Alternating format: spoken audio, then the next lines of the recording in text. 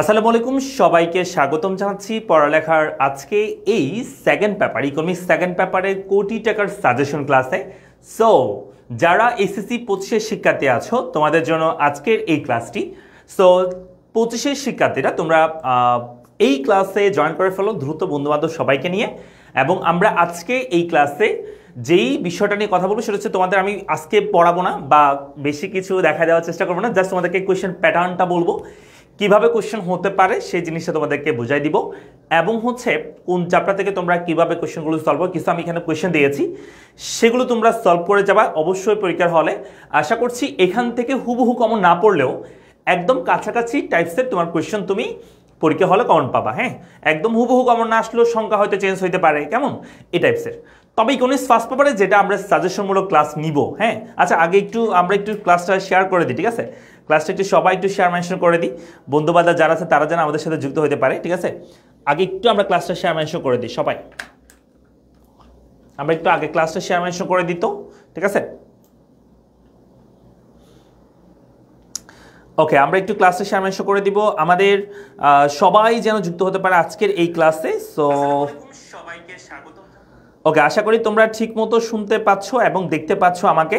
যদি ঠিকমতো শোনা যায় দেখা যায়, যদি ঠিকমতো শোনা যায় দেখা যায় তাহলে আমরা একটু দ্রুত করে জয়েন করে ফেলি এবং হচ্ছে আমরা ক্লাসটা একটু শেয়ার করে দিব যাতে সবাই যুক্ত হতে পারে, আমাদের বন্ধুবান্ধব যারা আছে সবাই যেন যুক্ত হয়ে যেতে পারে, ঠিক আছে?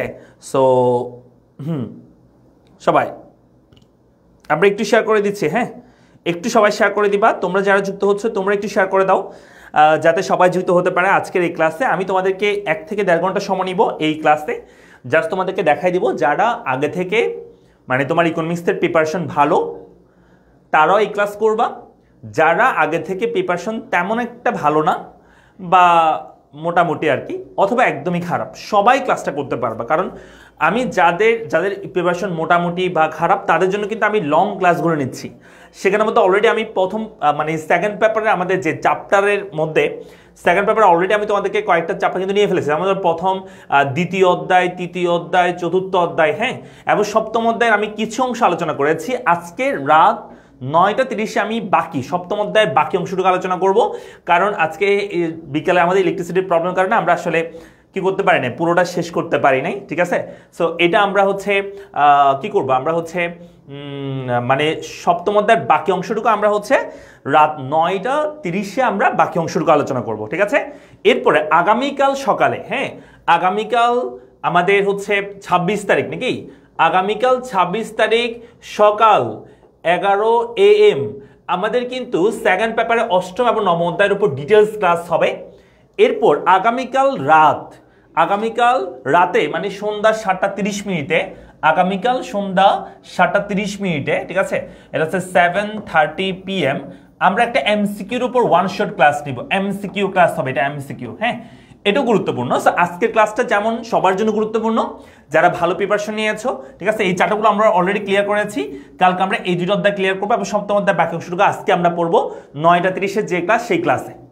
আজকে 9:30 যে ক্লাস হবে সেই ক্লাসে আমরা সপ্তম অধ্যায়ের বাকি অংশটুকু আলোচনা করবো যতটুকু আমরা করতে পারছি এরপর থেকে। এবং আগামীকাল সকাল 11টায় আমরা 8 এবং 9 অধ্যায় ক্লিয়ার করব এবং বিস্তারিত পড়বো এবং সন্ধ্যা 7:30 আমরা হচ্ছে যে এমসিকিউ ক্লাস নেব আগামীকাল সন্ধ্যা 7:30, ঠিক আছে? আর কোটি টাকার সাজেশন ক্লাসে তোমাদের সবাইকে স্বাগতম জানাচ্ছি। আমি 1 ঘন্টার বা 1.5 ঘন্টার মতো ক্লাস নিব, তোমাদেরকে জাস্ট দেখাই দিব কোয়েশ্চেন প্যাটার্নটা কেমন হবে, সেটা সলভ করাবো না বেশিটা, জাস্ট যেটা তোমাদের বেশি মনে হবে যে স্যার এটা একটু আমাদেরকে বলে দেন কেমন হবে, আমি শুধু সেটা বলে দেওয়ার চেষ্টা করবো, অন্যগুলো আমি দেখাই দিব না। হ্যাঁ, অন্যগুলো তোমাদেরকে আমি সলভ করে দেবো না, যেগুলো ম্যাথমেটিক্যাল সেগুলো সলভ করে দিব, থিওরিগুলো তোমরা নিজে থেকেই পারবা, আমি মূল পয়েন্টটা বলে দিবার কিছু বলবো না, ঠিক আছে? সো সবাই একটু দ্রুত জয়েন করে ফেলো এবং বন্ধু বান্ধব যারা আছে সবাইকে একটু শেয়ার মেনশন করে দেবো। আমাদের সাথে অলরেডি 500+ শিক্ষার্থী যুক্ত হয়ে গিয়েছে। সো তোমাদের সবাইকে আজকের ক্লাসে স্বাগতম এবং তোমরা একটু সবাই শেয়ার করে দিও, হ্যাঁ, বন্ধু বান্ধব যারা আছে তারা যেন আমাদের সাথে এই ক্লাসে যুক্ত হতে পারে। এবং আরেকটা বিষয় মেক শিওর করবা, সেটা হচ্ছে তোমরা আমাদের পেজে যুক্ত আছো কিনা, অর্থাৎ আমাদের পেজে সবাই লাইক ফলো করা আছে কিনা সেটা একটু খেয়াল রাখবা। কারণ তোমাদের জন্য আমাদের 25-এর জন্য কিন্তু আস্তে আস্তে সামনেই অ্যাডমিশন টেস্টের যে জার্নি, সেই জার্নিতে তোমাদের হেল্প করার জন্য পড়ালেখার পক্ষ থেকে তোমাদের যে অ্যাডমিশন কোর্স, সেই কোর্স আস্তে আস্তে খুব শীঘ্রই। সো সেগুলো সম্পর্কিত সব আপডেট এবং এই ক্লাসগুলো যে আমাদের ম্যারাথন ক্লাসগুলো হচ্ছে, যেমন ইকোনমিক্স ফার্স্ট ইয়ারের উপর ম্যারাথন ক্লাস হবে, সো সব কিছু আপডেট পাওয়ার জন্য তোমরা অবশ্যই পেজে একটু লাইক ফলো করে রাখবে, ঠিক আছে? সো আমরা অলরেডি জাস্ট 37টা শেয়ার দেখতে পাচ্ছি, যদিও আমাদের সাথে প্রায় 500+ শিক্ষার্থী অলরেডি আমাদের সাথে যুক্ত হয়ে গিয়েছে। সো সবাইকে একটু রিকোয়েস্ট করবো আমি শুরুতে যে ক্লাসটা একটু শেয়ার করে দিও, হ্যাঁ? জাস্ট 30 সেকেন্ড সময় নিচ্ছি আমি, সবাই একটু একবার শেয়ার করে দাও। 30 সেকেন্ড সময় সবাই একটু একবার শেয়ার করে দাও, তারপর আমি ক্লাস ঢুকে যাচ্ছি। 1 ঘন্টার মতো সময় নিব তোমাদের, এর বেশি নিব না, ঠিক আছে? 1 ঘন্টার মতো সময় নিব, দ্রুত একটু করো। জাস্ট তোমরা সবাই 500 জনের মতো আসো, সবাই একটু শেয়ার করো। জাস্ট 30 সেকেন্ডে সবাই 500টা শেয়ার করে দাও। 1 সেকেন্ডে কিন্তু করে ফেলা যায়, হ্যাঁ? সবাই একটু করো, দ্রুত করবা। সবাই একটু শেয়ার করে দাও, সবাই একটু শেয়ার করে দাও। প্রায় 50+ আমরা শেয়ার দেখতে পাচ্ছি, হ্যাঁ? একটু সবাই 30 সেকেন্ড আমি সময় নিচ্ছি, একটু সবাই শেয়ার করে দাও, ঠিক আছে? সবাই একটু শেয়ার করে দাও, ওকে? আমরা আমাদের মূল ক্লাসে ঢুকে যাব। আমরা একটু সবাই শেয়ার করে দিব। আমি আবার একটু রিপিট করতেছি আমাদের কি হচ্ছে না হচ্ছে সেই বিষয়গুলো নিয়ে। সবাই একটু শেয়ার করে শেয়ার ডান লিখো কমেন্ট বক্সে, এবং আমাদের সাথে কে কোন জায়গাতে যুক্ত হচ্ছে সেটা একটু অবশ্যই লিখতে ভুলবে না, হ্যাঁ? আমি তোমাদেরকে আবার একবার বলছি আমাদের কি বিষয়টা হচ্ছে। আমাদের হচ্ছে অলরেডি আমরা আমাদের যে দ্বিতীয় পত্রের আমাদের ক্লাস, হ্যাঁ, সেখানের মধ্যে আমরা দ্বিতীয় পত্রের অলরেডি অধ্যায় 2, 3, 4 কমপ্লিট করেছি এবং সপ্তম অধ্যায় রানিং। সো এই সপ্তম অধ্যায়ের বাকি অংশটুকু আজকে আমরা রাত 9:30 বাকি অংশটুকু পড়বো, এবং আগামীকাল 11 AM, হ্যাঁ, আমরা পড়বো হচ্ছে 8 এবং 9 চ্যাপ্টার। বেশি সময় নিব না, জাস্ট তোমাদেরকে 1.5 থেকে 1 থেকে 1.5 ঘন্টা সময় নিব, এই দুটো অধ্যায় আমি কমপ্লিট করব, বা 2 ঘন্টা সর্বোচ্চ। তারপর হচ্ছে তোমাদের রাত 7টা সন্ধ্যা 7:30 আমরা তোমাদের হচ্ছে এমসিকিউ ক্লাস নিব, হ্যাঁ? এমসিকিউ ক্লাস নিব। সো এটার উপর বাকি অংশটুকু থাকবে। সো আমরা যুক্ত হয়ে গেছি, সবাই যুক্ত হয়ে গেছি ক্লাসে আজকে। সবাইকে যুক্ত হয়ে গিয়েছি, শেয়ার ডান, থ্যাংক ইউ। যারা শেয়ার করছো অনেক অনেক অনেক অনেক ধন্যবাদ। আজকে আমাদের টার্গেট হচ্ছে 1K স্টুডেন্ট যুক্ত হওয়া এই ক্লাসে। তো এটা তোমাদের মাধ্যমে সম্ভব, তোমরা চাইলে সেটা কোনো ব্যাপার না। আমরা অলরেডি 550 শিক্ষার্থী আমরা যুক্ত হয়ে গিয়েছি। তোমরা একবার একটু চেষ্টা করলে কিন্তু এখানে 1000 স্টুডেন্ট যুক্ত হবে, হ্যাঁ? আচ্ছা, আমরা ক্লাসে ঢুকে যাচ্ছি, তোমাদের সময় নষ্ট করবো না যেহেতু তোমাদের সময় অনেক কম। সো আমরা প্রথমে যে কাজটা করবো সেটা হচ্ছে আমাদের যে অধ্যায়গুলো আছে, আমি তোমাদের যদি একটু দেখাই, আমাদের যে এইখানে যে আমরা সাজাইছি তোমাদের জন্য, আমাদের যে তোমাদের যে সাজেশনটা আমি সাজিয়েছি সেটা তোমাদের একটু দেখাই কিভাবে আমরা সাজেশনটা সাজিয়েছি মেনলি। সো এখানে আমাদের প্রত্যেকটা অধ্যায়ের শুরুতে আমি তোমাদের জ্ঞানমূলক এবং অনুধাবন প্রশ্ন আমি দিয়ে দিয়েছি, মানে কি তুমি জ্ঞানমূলক প্রশ্ন পড়বে এবং কি তুমি অনুধাবন প্রশ্ন করবে। আচ্ছা, ওইটা একটু ওই পাশে দেখাই, হ্যাঁ? দেখো, এই চ্যাপ্টারে আমরা প্রতিটা অধ্যায়ের আমরা জ্ঞানমূলক এবং অনুধাবন প্রশ্নগুলো আমরা সাজিয়ে দিয়েছি শুরুতে। এরপর সৃজনশীল অংশের জন্য কোন কোন জিনিসগুলো গুরুত্বপূর্ণ সেটা আমরা দেখিয়ে দিয়েছি। এরপর আস্তে আস্তে এখানে আমি বেশ কিছু প্রশ্ন দিয়েছি, এই প্রশ্নগুলো গুরুত্বপূর্ণ, হ্যাঁ? এই টাইপসের কোশ্চেনে কিন্তু বোর্ডে আসবে, যেমন এটা 2023 সালে ঢাকা বোর্ডে আসছে। এই কোশ্চেনগুলো কিন্তু ঘুরে ফিরে প্রতি বছরের কোশ্চেন আসে, হ্যাঁ? আমরা এভাবে করে বাছাই করে এই সৃজনশীলগুলো দিয়েছি। সো তোমরা এই সৃজনশীলগুলো অবশ্যই বাসায় একটু পড়ে যাবা। এভাবে করে প্রত্যেকটা অধ্যায় আমি কি দিয়েছি, 8 থেকে 10টা করে আমি সিকিউ দিয়েছি।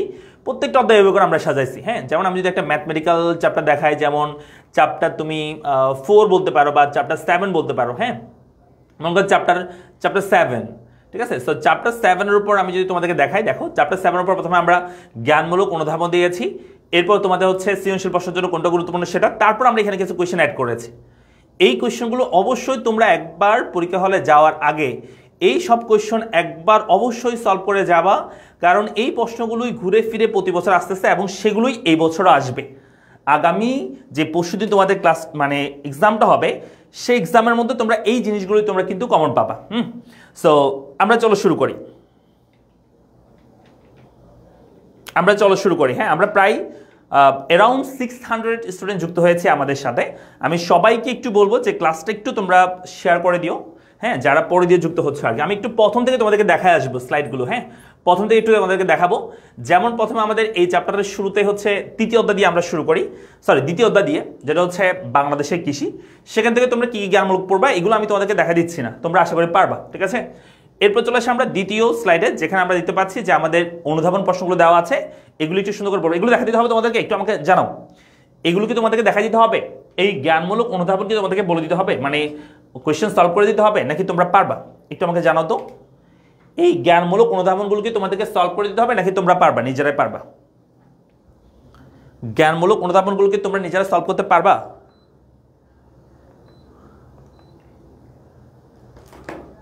জ্ঞানমূলক অনুধাবনগুলো কি তোমরা নিজেরা সলভ করতে পারবা, নাকি আমাকে দেখা দিতে হবে?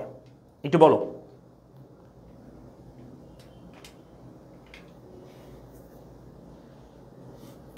পারবে সবাই? আমি এগুলো দেখা দিতে গেলে অনেক সময় চলে যাবে। হ্যাঁ,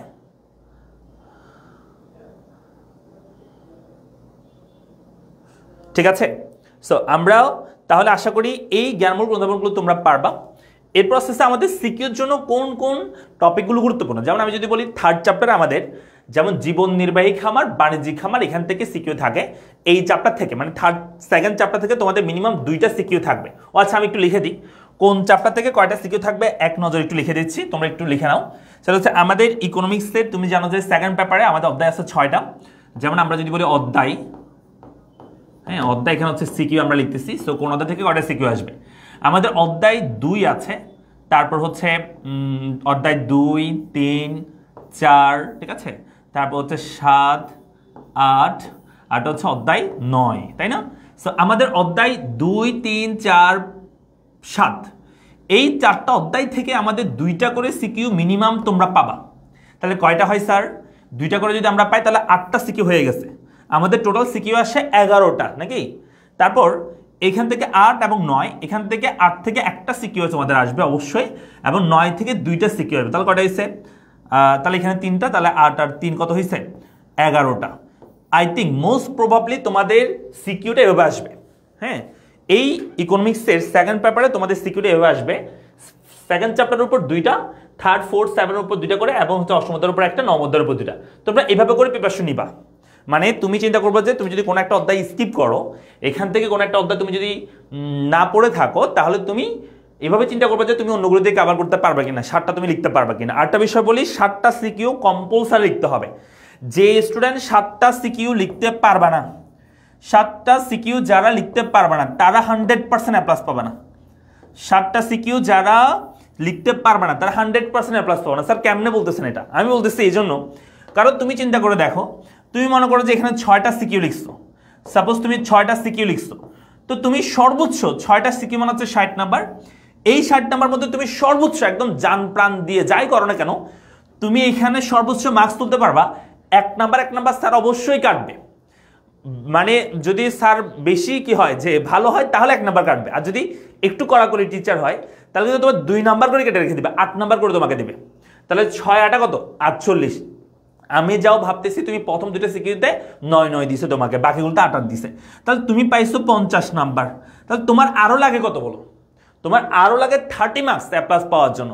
এখন এমসিকিউতে তুমি যতই ভালো না করো না কেন, এমসিকিউতে 30টা পারাটা খুবই টাফ।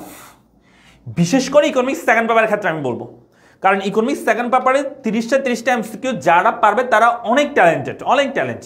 কারণ এখানে এমন কিছু 2-1টা প্রশ্ন আসবে যেগুলো মানে তুমি কখনো বইয়ে পড়ো নাই, বা এমন আসবে যে তুমি কখনো এটা দেখো নাই, এরকম প্রশ্ন আসতে পারে। 2-1টা তোমার জন্য হইতে পারে একদম নতুন, এরকম হইতে পারে। সো সেজন্য 30 এমসিকিউ কারেক্ট করাটা খুবই টাফ। মনে করো আমি মনে করতেছি তুমি 30-এর মধ্যে অ্যারাউন্ড তুমি হচ্ছে 26 পাইছো, তাহলে তোমার কিন্তু কত আসতেছে বলো তো? 76, অর্থাৎ তুমি 76 পাচ্ছ, তুমি কিন্তু এ প্লাস কখনোই পাবা না। কি বলতেছি? যদি তুমি 6টা সিকিউ আনসার করো, সেজন্য অবশ্যই তোমাকে অবশ্যই 7টা সিকিউ লিখতে হবে। দরকার হলে তুমি একটু ছোট লিখবা। আমার কথা হচ্ছে মূল পয়েন্টটা লিখতে পারলে হবে। প্রথমগুলো একটু ভালো করে লিখলেও সিকিউ মূল পয়েন্ট অবশ্যই লিখতে হবে। আর সেজন্য তোমাকে টাইম ম্যানেজমেন্ট শিখতে হবে। টাইম ম্যানেজমেন্ট হচ্ছে তুমি প্রতিটা সিকিউর জন্য 20 মিনিটস তুমি বরাদ্দ করবা, ঠিক আছে? এর বেশি না। প্রথম সিকিউর ক্ষেত্রে একটু বেশি ধরতে পারো, প্রথম সিকিউর ক্ষেত্রে তোমার 25 মিনিট ধরতে পারবা। পরবর্তী যে সিকিউগুলো তুমি আনসার করবা প্রত্যেকটা তুমি 20 মিনিট সময় নিবা, এর বেশি না। এই 20 মিনিট যতটুকু লিখতে পারো ততটুকু দিয়ে স্টপ, একটু জায়গা রেখে দিবা দরকার হলে যদি বাকি থাকে। এর পরবর্তী কোশ্চেনে চলে যাবা, একদম শেষে গিয়ে তুমি ওই টাইমটা কভার করে এনে ওই সিকিউতে যেটুকু লিখতে পারো না সেটা লিখে নিবা। আমি তবুও বলবো যে 7টা সিকিউ তোমাকে কম্পালসারি লিখতে হবে। 7টা সিকিউ যারা লিখতে পারবে না তারা কখনোই এ প্লাস আশা করতে পারবে না, এবং সেটা কখনোই পাবে না, ঠিক আছে? সেজন্য অবশ্যই আমরা কিন্তু অনেক সময় দেখা যায় যে স্টুডেন্টরা সব পারার পরও তাদের লেখা স্লো বা টাইম ম্যানেজমেন্ট এগুলো না জানার কারণে তারা কিন্তু আলটিমেটলি পরীক্ষার হলে গিয়ে রেজাল্টটা খারাপ করে চলে আসে। হ্যাঁ, তো সেই জন্য আমাদেরকে মনে রাখতে হবে যে 7টা সিকিউ অবশ্যই লিখতে হবে। হ্যাঁ, তো সেভাবে করে তোমরা প্রিপারেশন নিবা। গেল এটা। তাহলে আমি এখানে বলতেছি কোন কোন টপিক থেকে তোমাদের সিকিউ আসবে সেটা বলতেছি, ঠিক আছে? সো এগুলো গেল। এখন এরপর আসতেছে আমাদের পরবর্তীটা বলতেছে বিপণনের সমস্যা সমাধানের উপায় এবং হচ্ছে কৃষি সমস্যা সমাধানের উপায়। তারপর হচ্ছে দেখো আমি যে টপিকের নাম বলতেছি এগুলো এমনি বলতেছি না, তুমি একটু পরে যদি সিকিউ খুলো সেখানে তুমি দেখবে যে এই টপিক থেকে সিকিউ এসেছে। এই কৃষি ঋণ ব্যবস্থার সমস্যা এবং সমাধানের উপায়, এখান থেকে সিকিউ কোশ্চেন আসছে। বাংলাদেশে কৃষিতে পরিবেশ দূষণের প্রভাব এবং কৃষি উন্নয়নে গৃহীত ব্যবস্থাগুলো, সেখান থেকে তোমাদের পরীক্ষায় প্রশ্ন এসেছে। হ্যাঁ, সেজন্য এই টপিকগুলো নেওয়া হয়েছে। এই টপিকগুলো ভালো করে জোর দিবা, ঠিক আছে? তো আমরা যদি এখানে কয়েকটা সিকিউ দেখি তোমরা নিজেরা বুঝতে পারবা। এখানে একটা কি দেওয়া আছে, এখানে একটা পরিসংখ্যান দেওয়া আছে। এখান থেকে আমাদের বলছে উদ্দীপকে প্রদত্ত টেবিল হতে কৃষিখাতের অবদান কাঠামো পরিবর্তনে লেখচিত্র প্রদর্শন করো। এই জিনিসটা তোমাদেরকে আমি দেখাই দিয়েছিলাম যখন আমি ডিটেলস ক্লাস করতেছিলাম, তখন ডিটেলস ক্লাসে আমি এটা দেখাই দিয়েছিলাম লেখচিত্র কেমনে আঁকে। তোমরা কি এগুলোর মাধ্যমে লেখচিত্র আঁকতে পারবা? আমাকে একটু বলো তো, লেখচিত্র কারা কারা আঁকতে পারবা? একটু বলে ফেলে, হাত তোলো সবাই। যারা যারা লেখচিত্র আঁকতে পারবা তারা ইয়েস বলবা, আর যারা যারা লেখচিত্র আঁকতে পারবা না তারা নো লিখো, দ্রুত বলবা। যারা যারা লেখচিত্র আঁকতে পারবা তারা ইয়েস লিখবা, যারা যারা লেখচিত্র আঁকতে পারবা না তারা নো লিখবা। যাদের লেখা স্লো আমি বলবো 20 মিনিট পরে তুমি সৃজনশীলটা বন্ধ করে দিবা, পরে সৃজনশীলে চলে যাবা এবং পরীক্ষার শেষে ওই সৃজনশীলটা আবার লিখবা দরকার হলে, তুমি কিছুটা সময় বাঁচায় আনতে পারলে। লেখচিত্র আঁকতে পারবে সবাই? ওকে, যারা আছে একটু তোমরা ক্লাসটা শেয়ার করে দিলে কিন্তু আমাদের সাথে 1000 স্টুডেন্ট একদম নিমিশেই কিন্তু একদম ইজিলি অ্যাড হয়ে যাবে। হ্যাঁ, সবাই একটু শেয়ার করে দিও, ঠিক আছে? একটা শেয়ার করলে অনেক বেশি ক্ষতি হয়ে যাবে না, ঠিক আছে? লেখচিত্র আমি জাস্ট 1 সেকেন্ড আমি একটু বলে দিচ্ছি, এটা পরীক্ষা অনেক বেশি গুরুত্বপূর্ণ সেজন্য বলে দিচ্ছি। আমাদের এই যে বছর যেগুলো আছে, এই যে এখানে সাল যেগুলো আছে, সেই সালগুলো আমরা এখানে ভূমি অক্ষে ধরবো, সাল, ঠিক আছে? সালগুলো আমরা ভূমি অক্ষে ধরি এবং উপরের দিকে আমরা হচ্ছে যে অবদানগুলো আছে, শতকরা অবদান যেগুলো আছে সেগুলো আমরা এখানে ধরবো, শতকরা হার বা অবদান আমরা লিখতে পারি, অবদান। সো এখানে হচ্ছে শতকরা হার দিয়ে লিখবো, শতকরা হার, ঠিক আছে? কেমন লিখতেছি দেখো, এই জায়গায় হচ্ছে সরি এখানে এটা লেখার দরকার নেই, এটা না লিখলেও চলে, তবে লিখলেও কোনো বেটার মানে কোনো অসুবিধা নাই। আচ্ছা, এমনি স্কেল লিখলে হয়ে যায় একটা। দেখো আমরা এই পাশে যেটা করবো সেটা হচ্ছে এই পাশে আমরা সালগুলো লিখবো, যেমন 80 81, এখানে আমরা লিখতেছি 80, এটা হচ্ছে 80 81। এরপর সেম দূরত্ব মেনটেন করে আমরা লিখবো 95 96, 95 96। তারপর আমরা লিখবো সেম দূরত্ব মেনটেন করে 6 5 6। তারপর আমরা লিখবো হচ্ছে 20 21, 20 21 সাল, ঠিক আছে? তো আমরা এখানে উপরের দিকে একটা স্কেল নিব, এই যে অবদান বা শতকরা হারগুলো আমরা এখানে একটা স্কেল নিব। এখানে হচ্ছে 33, তারপর হচ্ছে 25 19 12। তাহলে সর্বোচ্চ এখানে আছে 33 এবং সর্বনিম্ন এখানে 12% পর্যন্ত আছে শতকরা হার। সো আমরা এটা নির্দিষ্ট অনুপাত আগে সর্বোচ্চ যেহেতু 33 আমরা পাস করে নিই, সো 5% 5 10 15, ঠিক আছে? তারপর হচ্ছে 20 25 30, এখানে মনে করো 35 নিলাম, ঠিক আছে? আমি 5% দিয়ে দিচ্ছি। সো 5% 10% 15% 20% 25% 30% 35%, ঠিক আছে? এগুলো আমরা দিয়ে দিলাম। তো বিন্দুগুলো আমরা বের করবো ইজিলি। দেখো কেমন, সরি আমরা চিত্রটা এখানে আঁকবো, মানে বারচিত্র বা দণ্ডচিত্র বা লেখচিত্র আঁকবো। সো এই সালে আমাদের শতকরা হার ছিল 33.03, এই সালে আমাদের 33.03 ছিল। তার মানে 33 কোথায় কোথায়, এই যে এখানে 33 মানে প্রায় এইটুক সমান পরিমাণ। হ্যাঁ, এই বরাবর আমরা একটা এখানে লেখচিত্র আঁকবো। সো এটা হচ্ছে আমাদের প্রথমটা, তুমি চাইলে এখানে নাম্বার লিখে নিতে পারো 33.07, এটা আমরা লিখে দিলাম। আর এরপর আসতেছে আমাদের 95 96 মধ্যে 25.68, তাহলে 25 কোথায়, এটা 20 25 25 68, এই জায়গা মনে করো এইটুক, এটা আমাদের দ্বিতীয় বিন্দু। তাহলে এখানে আমরা এটা দ্বিতীয় হচ্ছে আমাদের লেখচিত্র। সো 25.68। এরপর আসতেছে হচ্ছে 5, হ্যাঁ 5 6 এর ক্ষেত্রে আমাদের 19.1, তাহলে 5 6 এর ক্ষেত্রে 19.1, তাহলে এখানে 19 আমরা করে ফেলি। 19 কোথায় আছে, 20 মানে হচ্ছে তার একটু নিচে, এখানে মনে করো এইটুকু, ঠিক আছে? এইটা তাহলে এখানে 19 দশমিক, এটাকে আমরা ধরবো 01। এরপর হচ্ছে 20, এটা যদি বলি 20 21 যদি বলি সেটা হচ্ছে 12.07, তাহলে এটা হবে 12 দশমিক, এটা 10 12, এই যে 12 দশমিক এখানে হবে এই জায়গায়, তাহলে এখানে আমরা দিব 12.07। তাহলে এটা লিখেই কিন্তু শেষ না, তোমাকে একটু এটার উপর মন্তব্য করতে হবে। হ্যাঁ, যারা পরে দিয়ে যুক্ত হচ্ছে একটু ক্লাসে শেয়ার করে দিও, কেমন? একটু ক্লাসে শেয়ার করে দিও। দেখো এটার উপর মন্তব্য কি আমরা দিতে পাচ্ছি, আমাদের জিডিপিতে কৃষিখাতের যে অবদান, অবদানের যে কাঠামোগত পরিবর্তন হচ্ছে, যে কৃষিখাতের অবদান আমাদের দিন দিন কি হয়ে যাচ্ছে, কমে যাচ্ছে। যেটা 2080-81-তে যেটা ছিল 33% জিডিপিতে অবদান, সেটা কিন্তু অবদান 95-96-এ 25-এ চলে আসছে, 5-6-এ সেটা 19-এ চলে আসছে, এবং 20-21-এ সেটা 12%-এ চলে আসছে। তার মানে এটা একটা অ্যালার্মিং বিষয় যে আমাদের কৃষিক্ষেত্রে অবদান দিন দিন কমে যাচ্ছে। এটাই তো, হ্যাঁ, এইটুক জাস্ট একটু ব্যাখ্যা করতে হবে। 4 বলছে উদ্দীপক উল্লেখিত বাংলাদেশে তৃতীয় স্থান অর্জনে কৃষি প্রযুক্তি উদ্ভাবনে কোনো গুরুত্ব আছে কি, তোমার মতামত দাও। এখানে কোনো তৃতীয় স্থান উদ্দীপক উল্লেখিত বাংলাদেশের তৃতীয় স্থান অর্জনে বলতে এটা মনে হয় অন্য কোয়েশ্চেন বা কোনো কিছু একটু উলটপালট হয়েছে।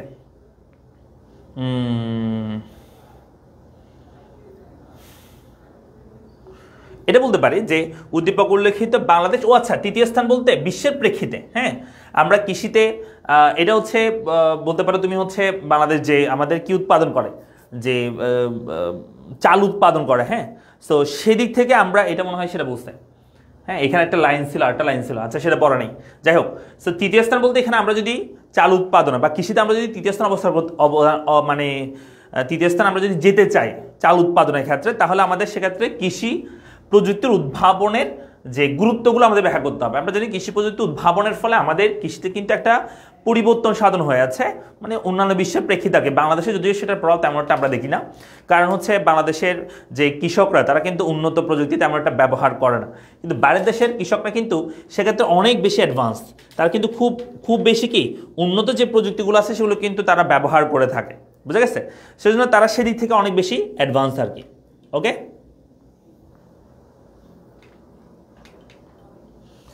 আচ্ছা, তাহলে এটা কথা বলছে। এরপরে চলে আসে আমরা পরবর্তী কোয়েশ্চনে যাই।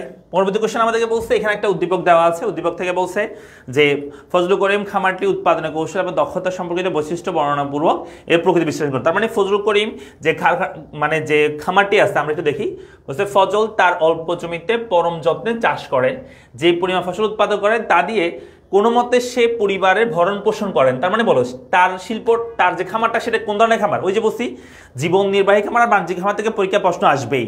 তাহলে এখানে ফজলুল যে কৃষি খামার করছে, ফজলুল যে কৃষি খামার করছে সেটা হচ্ছে একটা জীবন নির্বাহী খামার। ওকে, এটা মনে থাকবে, এটা বৈশিষ্ট্যগুলো বলবা। এই খামারের মূল লক্ষ্য থাকে হচ্ছে আমাদের কি করা, জাস্ট ফ্যামিলির ভরণ পোষণ করা, আর কোনো কিছুই না। কোনো লাভ ক্ষতি কি করে না তারা, হচ্ছে কি বলতে পারে যে লাভ ক্ষতি হিসাব করে না আর কি। ওকে, আর এই ক্লাসের পিডিএফ আমাদের এই ক্লাসের উপর একটা গ্রুপের লিঙ্ক আছে, হোয়াটসঅ্যাপ গ্রুপের লিঙ্ক, ওইখানে তোমরা পেয়ে যাবা। ক্লাসের পর আমরা ওইখানে দিয়ে দিব, ঠিক আছে? সেখানে তোমরা পেয়ে যাবা। তারপর জানা বলছে রানার চাষাবাদ পদ্ধতি কি এবং কিভাবে এটি শিল্পের বিকাশ, কর্মসংস্থান বৃদ্ধি, পুষ্টির চাহিদা পূরণের মাধ্যমে নির্ভরযোগ্য উন্নয়ন বা সাস্টেনেবল ডেভেলপমেন্ট সাধনে সহায়তা করে থাকে। সো এখানে তার অপরদিকে তার বন্ধু রানা এমনভাবে চাষাবাস করেন, সে একই জমিতে বছরে 3-4টি ফসল উৎপাদন করেন, যেটাকে আমরা বলি শস্য বহুমুখীকরণ। হ্যাঁ, একই জমিতে বিভিন্ন মৌসুমে ভিন্ন ভিন্ন ফসল উৎপাদন করাকে আমরা বলি শস্য বহুমুখীকরণ। সেই কাজটাই করেছে কে? রাহুল। সো এটার মাধ্যমে আমাদের যে শিল্পের বিকাশ, এই যে আমাদের কৃষির বিকাশ, কর্মসংস্থান বৃদ্ধি, পুষ্টির চাহিদা, এগুলোতে কতটুকু প্রভাব বিস্তার করবে বা বলতে পারো নির্ভরযোগ্য উন্নয়ন বা সাস্টেনেবল ডেভেলপমেন্টের সাধনে সহায়তা করে, এটাকে তোমাকে বিশ্লেষণ করতে হবে। আশা করি এটা পারবা, ঠিক আছে? তাহলে এই আর কি। তারপর আমরা চলে আসি পরবর্তীতে। এর পরবর্তীতে আমাদেরকে 3 নম্বর কোশ্চেন বলছে, এখানে উদ্দীপক আলোকে মেসেজ আছে উৎপাদিত পণ্য বিক্রয়ে সমস্যাগুলো ব্যাখ্যা করো। সো এখানে একটা পণ্য সাজেস একজন স্বশিক্ষিত কৃষক, স্বল্প শিক্ষিত কৃষক, তিনি আর্থিকভাবে খুব একটা সচ্ছল নয়, তিনি তার নিজস্ব জমিতে চাষাবাদ করেন, পরিবহন এবং ঋণের অভাব, উন্নত যোগাযোগ ব্যবস্থা এবং উৎপাদনের সমস্যা ইত্যাদি কারণে তিনি তার জমিতে উৎপাদিত ফসল স্থায়ী বাজারে বিক্রি করেন। এতে তার সংসারে অভাব অনটন লেগে আছে। সরকার কৃষকদের এই সমস্যা নিরসনে কাঠামোগত উন্নয়ন, কৃষি বীমা প্রচলন, ভর্তুকি প্রদান ইত্যাদি ধরনের পদক্ষেপ গ্রহণ করছে। এখানে বলছে এখানে কি সার্ভিস কি সমস্যাগুলো ব্যাখ্যা করতে বলছে, কি সমস্যার সম্মুখীন হচ্ছে তিনি, কিন্তু এখানে অবটন লেগে আছে। দেখা যাচ্ছে সে কি পাচ্ছে না, যে ঋণের অভাব, উন্নত যোগাযোগ ব্যবস্থা। তো কৃষি পণ্যের বিপণনের সমস্যা, মূলত এটা কৃষি পণ্য বিপণনের যে সমস্যাগুলো সেটা কথা এখানে বলা হয়ে আছে। ওকে, তারপরে সেগুলো তুমি একটু ব্যাখ্যা করবে তাহলে হবে। জানা বলছে উদ্দীপকে কৃষি পণ্য বিপণনে সরকারের গৃহীত পদক্ষেপগুলো কি পর্যাপ্ত, মানে সরকার এখানে পদক্ষেপ দিচ্ছে হচ্ছে কৃষি বিমা প্রচলন, ভর্তুকি প্রদান, অবকাঠামো উন্নয়ন, এগুলো ছাড়া আরো অনেক কিছু আছে। হ্যাঁ, যেমন কৃষকদের সঠিক কি করা, যে সঠিক পরিমাপে সহযোগিতা করা, তারপর হচ্ছে আমাদের যে বাজার তথ্য সরবরাহ করা, ঠিক আছে, এবং সঠিক তথ্য সরবরাহ করা, এইসব বিষয় আমাদেরকে এখানে বলতে হবে। তাহলে আশা করি তোমরা পারবে আর কি লিখতে। এরপর চলে আসি আমরা পরবর্তী 4 নম্বর কোয়েশ্চেন। এখানে বলছে উদ্দীপকে কৃষির কোন ধরনের সমস্যা উল্লেখ করা হয়েছে। এখানে বলছে শমশের একজন শিক্ষিত কৃষক, তিনি দেশে বিদ্যমান প্রযুক্তি এবং বিভিন্ন উৎস থেকে তথ্য সংগ্রহ করে জমি চাষাবাদ করেন, কিন্তু সংসারের সমস্যা ত্রুটিপূর্ণ ওজন এবং পরিমাপ পদ্ধতি দুর্বল। তার মানে আবার সেম ওই যে কৃষি পণ্যের বিবরণ সম্পর্কে বলতেছে। হ্যাঁ, পণ্যের মান নির্ধারণের জটিলতা, সরকারের যথাযথ অভাব, এই সমস্ত কাজের কারণে প্রায় ন্যায্য মূল্য প্রাপ্তিতে বঞ্চিত হয়ে থাকে। সরকার উল্লেখিত সমস্যা সমাধানের জন্য বিভিন্ন পদক্ষেপ গ্রহণ করছে। তার মানে আবার কৃষি পণ্যের বিবরণের কথা বলতেছে। সো উদ্দীপক উল্লেখিত কোন ধরনের সমস্যা উল্লেখ করা হয়েছে, কৃষি পণ্যের বিবরণের সমস্যা। উদ্দীপক উল্লেখিত সমস্যা সমাধানে সরকার কোন কোন পদক্ষেপ নিতে পারে, জাস্ট সমস্যার সমাধানগুলো বলবা তাহলে হবে। আমরা ডিটেইলস ক্লাসে বলছিলাম সেগুলো। হ্যাঁ, যারা ক্লাস মিস করছো পারলে ক্লাসগুলো একটু দেখে নিই, আমাদের ইউটিউব চ্যানেল আপলোড করা হয়েছে এবং পড়ালেখা পেজও আছে এই চ্যাপ্টারের উপর আমরা যে ক্লাস নিয়েছি সেগুলো। এরপর এখানে একটা কি দেওয়া আছে, এখানে একটা ছক দেওয়া আছে। এই ছকে এখানে হয়তো অনেক কিছু বোঝা যাচ্ছে না, যেমন এখানে শিল্পের কত পার্সেন্ট হচ্ছে 2080-81-তে বাংলাদেশের দেশজ উৎপাদন জিডিপিতে কোন খাতের অবদান কেমন সেটা এখানে দেখা হয়েছে। শিল্প খাতের অবদান ছিল 17%, কৃষি ছিল 33%, সেবা ছিল 49%। যেখানে শিল্পের অবদান বেড়েছে 17 থেকে 35 হয়ে গেছে, আর কৃষিক্ষেত্রের অবদান কমে গেছে 33 থেকে 13 হয়ে গেছে, আর সেবা ক্ষেত্রের অবদানটা একটু বাড়ছে 49 থেকে 51 হয়েছে। তাহলে দেখতে পাচ্ছি আমরা কৃষিক্ষেত্রের অবদানটা কমে গেছে 33 থেকে 13% চলে আসছে, আর শিল্পক্ষেত্রে অবদান 17 থেকে 35 চলে গেছে। তার মানে কৃষিক্ষেত্রে আমাদের অবদান বাড়তেছে, কৃষিক্ষেত্রে অবদান কমতেছে, শিল্পক্ষেত্রে অবদান বাড়তেছে। হ্যাঁ, তো উদ্দীপক উল্লেখিত খাতসমূহের কাঠামোগত পরিবর্তন তুমি কিভাবে ব্যাখ্যা করো। আমরা বলতে পারি আমরা এখন কৃষি থেকে আস্তে আস্তে সরে গিয়ে শিল্পের উপর নির্ভরশীল হচ্ছি, এটা মোটেও ভালো দিক নয়। হ্যাঁ, আমাদেরকে অবশ্যই একটা দেশে কৃষি যদি আমরা ডেভেলপ করতে না পারি তাহলে শিল্পকে শুধু ডেভেলপ করলে কিন্তু হবে না। কেমন, কারণ শিল্প ডিপেন্ড করে কৃষির উপর। কৃষি যদি পণ্য উৎপাদন না হয় তাহলে শিল্প আমরা যতই ভালো করি না কেন আমরা কিন্তু অন্য দেশের উপর ডিপেন্ডেবল থেকে যাব সারা জীবনে, কারণ অন্য দেশ থেকে আমাদেরকে সেই প্রোডাক্টগুলো কি করতে হবে, নিয়ে আসতে হবে। বুঝা গেছে? ওকে, এরপরে চলে আসি। এ বলতেছে ভাইয়া ম্যারিড না ম্যারিড। এই আমি ম্যারিড, আনম্যারিড কেন বলতেছ, এটা কে রে? তারপরে চলে আসি আমরা। এরপর হচ্ছে এখানে আমরা দেখতে পাচ্ছি উদ্দীপক আছে। উদ্দীপক হচ্ছে মিস্টার জামাল ও কামাল দুই বন্ধু। তো মিস্টার জামাল জমির পরিমাণ কম, উৎপাদনের ফসল কম, তার মানে পরিবারে ভরণ পোষণ করে, তার মানে সেটা কি, মিস্টার জামালটা হচ্ছে জীবন নির্বাহী, আর অপরদিকে মিস্টার কামাল হচ্ছে জমির পরিমাণ বেশি, আধুনিক প্রযুক্তি ব্যবহার করে থাকে এবং পরিবারের প্রয়োজন মিটিয়ে উদ্বৃত্ত ফসল বাজারে বিক্রি করে থাকেন, মুনাফা অর্জন করেন। তাহলে সেটা হবে কি, উদ্দীপকে মিস্টার জামালের এবং কামালের কৃষি খামারের পার্থক্য হচ্ছে একটা জীবন নির্বাহী খামার, আর হচ্ছে বাণিজ্যিক খামার, এর পার্থক্য বলবা। তো বলছে মিস্টার জামালের তুলনায় মিস্টার কামাল কৃষি খামার বাংলাদেশের অর্থনীতিতে অধিক গুরুত্বপূর্ণ, কারণ মিস্টার কামাল হচ্ছে বাণিজ্যিক খামার করতেছে, আর এই বাণিজ্যিক খামার হচ্ছে অন্য জনের কর্মসংস্থান সৃষ্টি করে। বুঝা গেছে? সেই কারণে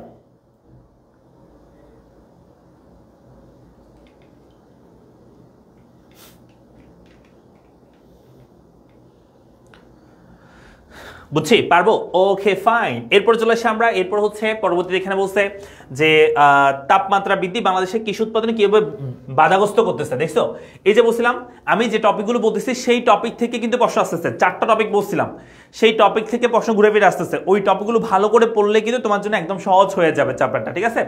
সো তাপমাত্রা বৃদ্ধি কেন প্রভাবিত করতে সেটাকে ব্যাখ্যা করবা। উদ্দীপকের আলোকে জলবায়ু পরিবর্তনের প্রভাব মোকাবেলা উপায়সমূহ, জলবায়ু পরিবর্তনের মোকাবেলার উপায়সমূহ আমরা একটু ব্যাখ্যা করব। আর এগুলো সবগুলো তোমরা আনসার পেয়ে যাবে, এই যে বোর্ড কোশ্চেন লেখা আছে না, তোমরা টেস্ট করে পেয়ে যাবে, একটু দেখে নিবা, ঠিক আছে? এই প্রশ্নগুলো একটু দেখে নিবা। আর হচ্ছে আমাদের ইউনিভার্স বইয়ের মধ্যে আছে এগুলো। এরপর চলে আসি দিনাজপুর বোর্ড। এরপর একটা উদ্দীপকের আলোকে বাংলাদেশে কৃষি পণ্যের বাজারজাতকরণের সমস্যাগুলো, আবার সেম ঘুরে ফিরে সেম প্রশ্ন। ফসলের ন্যায্য মূল্য নিশ্চিতকরণে আর কি কি পদক্ষেপ, এখানে ন্যায্য মূল্য নিশ্চিতকরণ, অবকাঠামো উন্নয়ন, কৃষি বিমা প্রচলন, কৃষি তথ্য সার্ভিস চালু, এছাড়া আরো অনেকগুলো প্রক্রিয়া আছে যেগুলো আমাদের বইতে সুন্দর করে সাজানো আছে। হ্যাঁ, ইউনিভার্স বইতে অথবা তোমার নিজের বইয়ের মধ্যে থাকবে যে কৃষি পণ্য বিপণনের সমস্যা সমাধানের উপায়গুলো কি। পয়েন্টগুলো মুখস্থ করবা ভালো করে। আমি আবার বলতেছি, ইকোনমিক্স সেকেন্ড পেপারে যত বেশি পয়েন্ট লিখতে পারবা তত বেশি নাম্বার। অর্থাৎ তুমি মনে করো যে 2 পেজ লিখছো, 2 পেজের মধ্যে তুমি পয়েন্ট লিখছো, এখানে একটা, এখানে একটা, তারপর হচ্ছে এখানে একটা, 3 নাম্বার আর 4 নাম্বার, 4টা পয়েন্ট লিখছো, তুমি 4টা পয়েন্ট আলোচনা করছো, তোমাকে নাম্বার বেশি দিবে নাকি এই 2 পেজের মধ্যে যে 10টা পয়েন্ট আলোচনা করছে তাকে নাম্বার বেশি দিবে? ডেফিনেটলি দেখা বেশি দিবে। পয়েন্ট বেশি লিখবা, বর্ণনা কম। পয়েন্ট লিখবা বেশি বেশি, বর্ণনা লিখবা কি এক লাইন এক লাইন। যত বেশি পয়েন্ট লিখতে পারবা তোমার নাম্বার তত বেশি পাবা। আমি বলতেছি যারা মনে করতেছো স্যার ইকোনমিক্স সেকেন্ড পেপার তো সহজ, ফার্স্ট পেপারটা একটু কঠিন ম্যাথমেটিক্যাল, আমি বলবো ইকোনমিক্স সেকেন্ড পেপারে এ প্লাস সবচেয়ে বেশি মিস হয় ফার্স্ট পেপারের তুলনায়। ফার্স্ট পেপারে যদি 100 জন এ প্লাস পায়, সেকেন্ড পেপারে এ প্লাস পাবা 50 জনে, বাকি 50 জনে সেকেন্ড পেপারে এ প্লাস মিস করে ফেলবা। হ্যাঁ, কারণ এটা থিওরিটিক্যাল, আমাদের পড়তে মন চায় না, যার কারণে আমরা আলটিমেটলি মানে এটাতে খারাপ করে বসে চলে আসি। ঠিক আছে, আর একটু কি হইতে পারে সেকেন্ড পেপারটা একটু কঠিন হতে পারে ফার্স্ট পেপারের তুলনায়। ঠিক আছে, ওকে, তাহলে আমরা চলে আসি আমরা এর পরবর্তী আমাদের থার্ড চ্যাপ্টার। আমি যদি বলি কি কি টপিক ইম্পর্টেন্ট, এখানে জ্ঞানমূলক প্রশ্নগুলো আছে, অনুধাবন প্রশ্নগুলো আছে, এগুলো একটু ভালো করে দেখবা। এরপর সৃজনশীলের জন্য কোন কোন টপিক ইম্পর্টেন্ট, ওই যে বাংলাদেশের ক্ষুদ্র এবং কুটির শিল্পের সমস্যাগুলো, মানে প্রত্যেকটা শিল্পের সমস্যা সমাধান, সমস্যা সমাধান, সমস্যা সমাধান, বছরের সমস্যা সমাধান, চা শিল্পের সমস্যা সমাধান, চামড়া শিল্পের সমস্যা সমাধান এবং ভবিষ্যৎ সম্ভাবনা, এগুলো একটু দেখবা আর কি। ঠিক আছে, সো এখানে বেশ কিছু প্রশ্ন আমি দিয়েছি, তোমরা একটু চেষ্টা করলে কিন্তু এগুলো আনসার করতে পারবা। উদ্যোগগুলো উৎপাদন খাতটির গুরুত্ব ব্যাখ্যা করে, এখানে উৎপাদন কোন ভাবে বলছে তৈরি পোশাক খাত থেকে বাংলাদেশে প্রায় 40 বিলিয়ন মার্কিন ডলার। আমরা জানি তৈরি পোশাক শিল্পে, আমরা তৈরি পোশাক শিল্প থেকে বৈদেশিক আয়ে 33% ইনকাম করে থাকি। হ্যাঁ, আমাদের বাইরের দেশে যে তৈরি পোশাক রপ্তানি করি সেখান থেকে আমরা 33% শুধু তৈরি পোশাক থেকে পাই, আর বস্ত্র শিল্প থেকে পাই 84% আমাদের বৈদেশিক ইনকামের এসে থাকে, 84% বস্ত্র থেকে।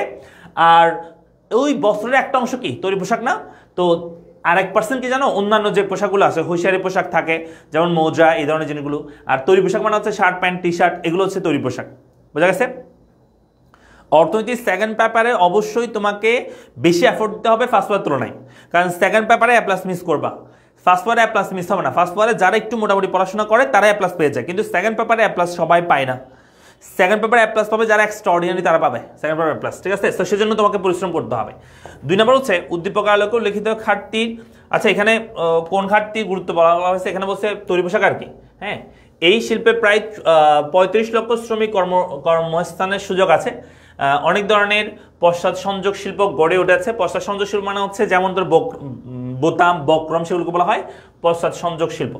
এছাড়াও এই খাতে সাধারণ জনগণের জীবনমান উন্নয়নে ভূমিকা রাখছে। সম্প্রতি এই খাতে সমৃদ্ধির জন্য কৃষি উদ্যোক্তাগণ অধিকতর মানসম্পন্ন পোশাক তৈরি পদক্ষেপ নিচ্ছে। তো এই খাতের গুরুত্বগুলো আমাদেরকে বলছে, এটা অনেক গুরুত্বপূর্ণ খাত, কারণ আমরা যেহেতু আমাদের একটা ওভার পপুলেটেড একটা কান্ট্রি আমরা, তাই না? তো সেজন্য আমাদেরকে এই খাতে আমাদের কি করতে হবে, যে আমরা এই খাতে যেহেতু অনেক বেশি কর্মসংস্থানের সুযোগ আছে, তো আমাদেরকে এই খাতের উন্নয়নের জন্য কাজ করতে হবে। ক্লিয়ার?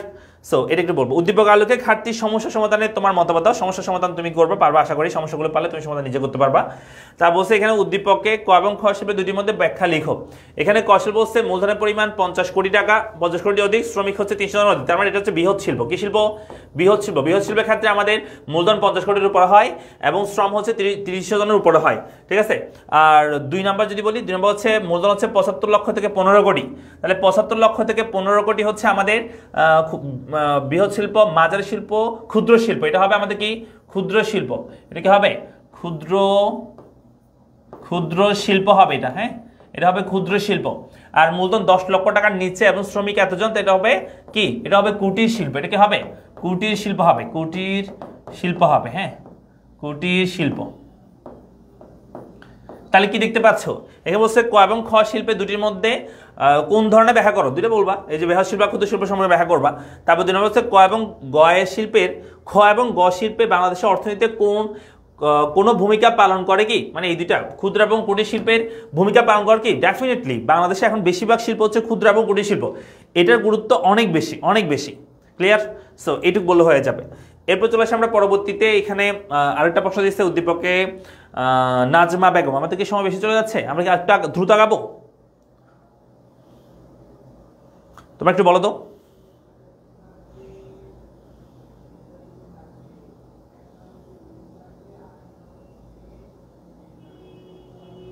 হ্যাঁ, এখন কষ্ট হলেও পড়তে হবে, কিছু করার নাই।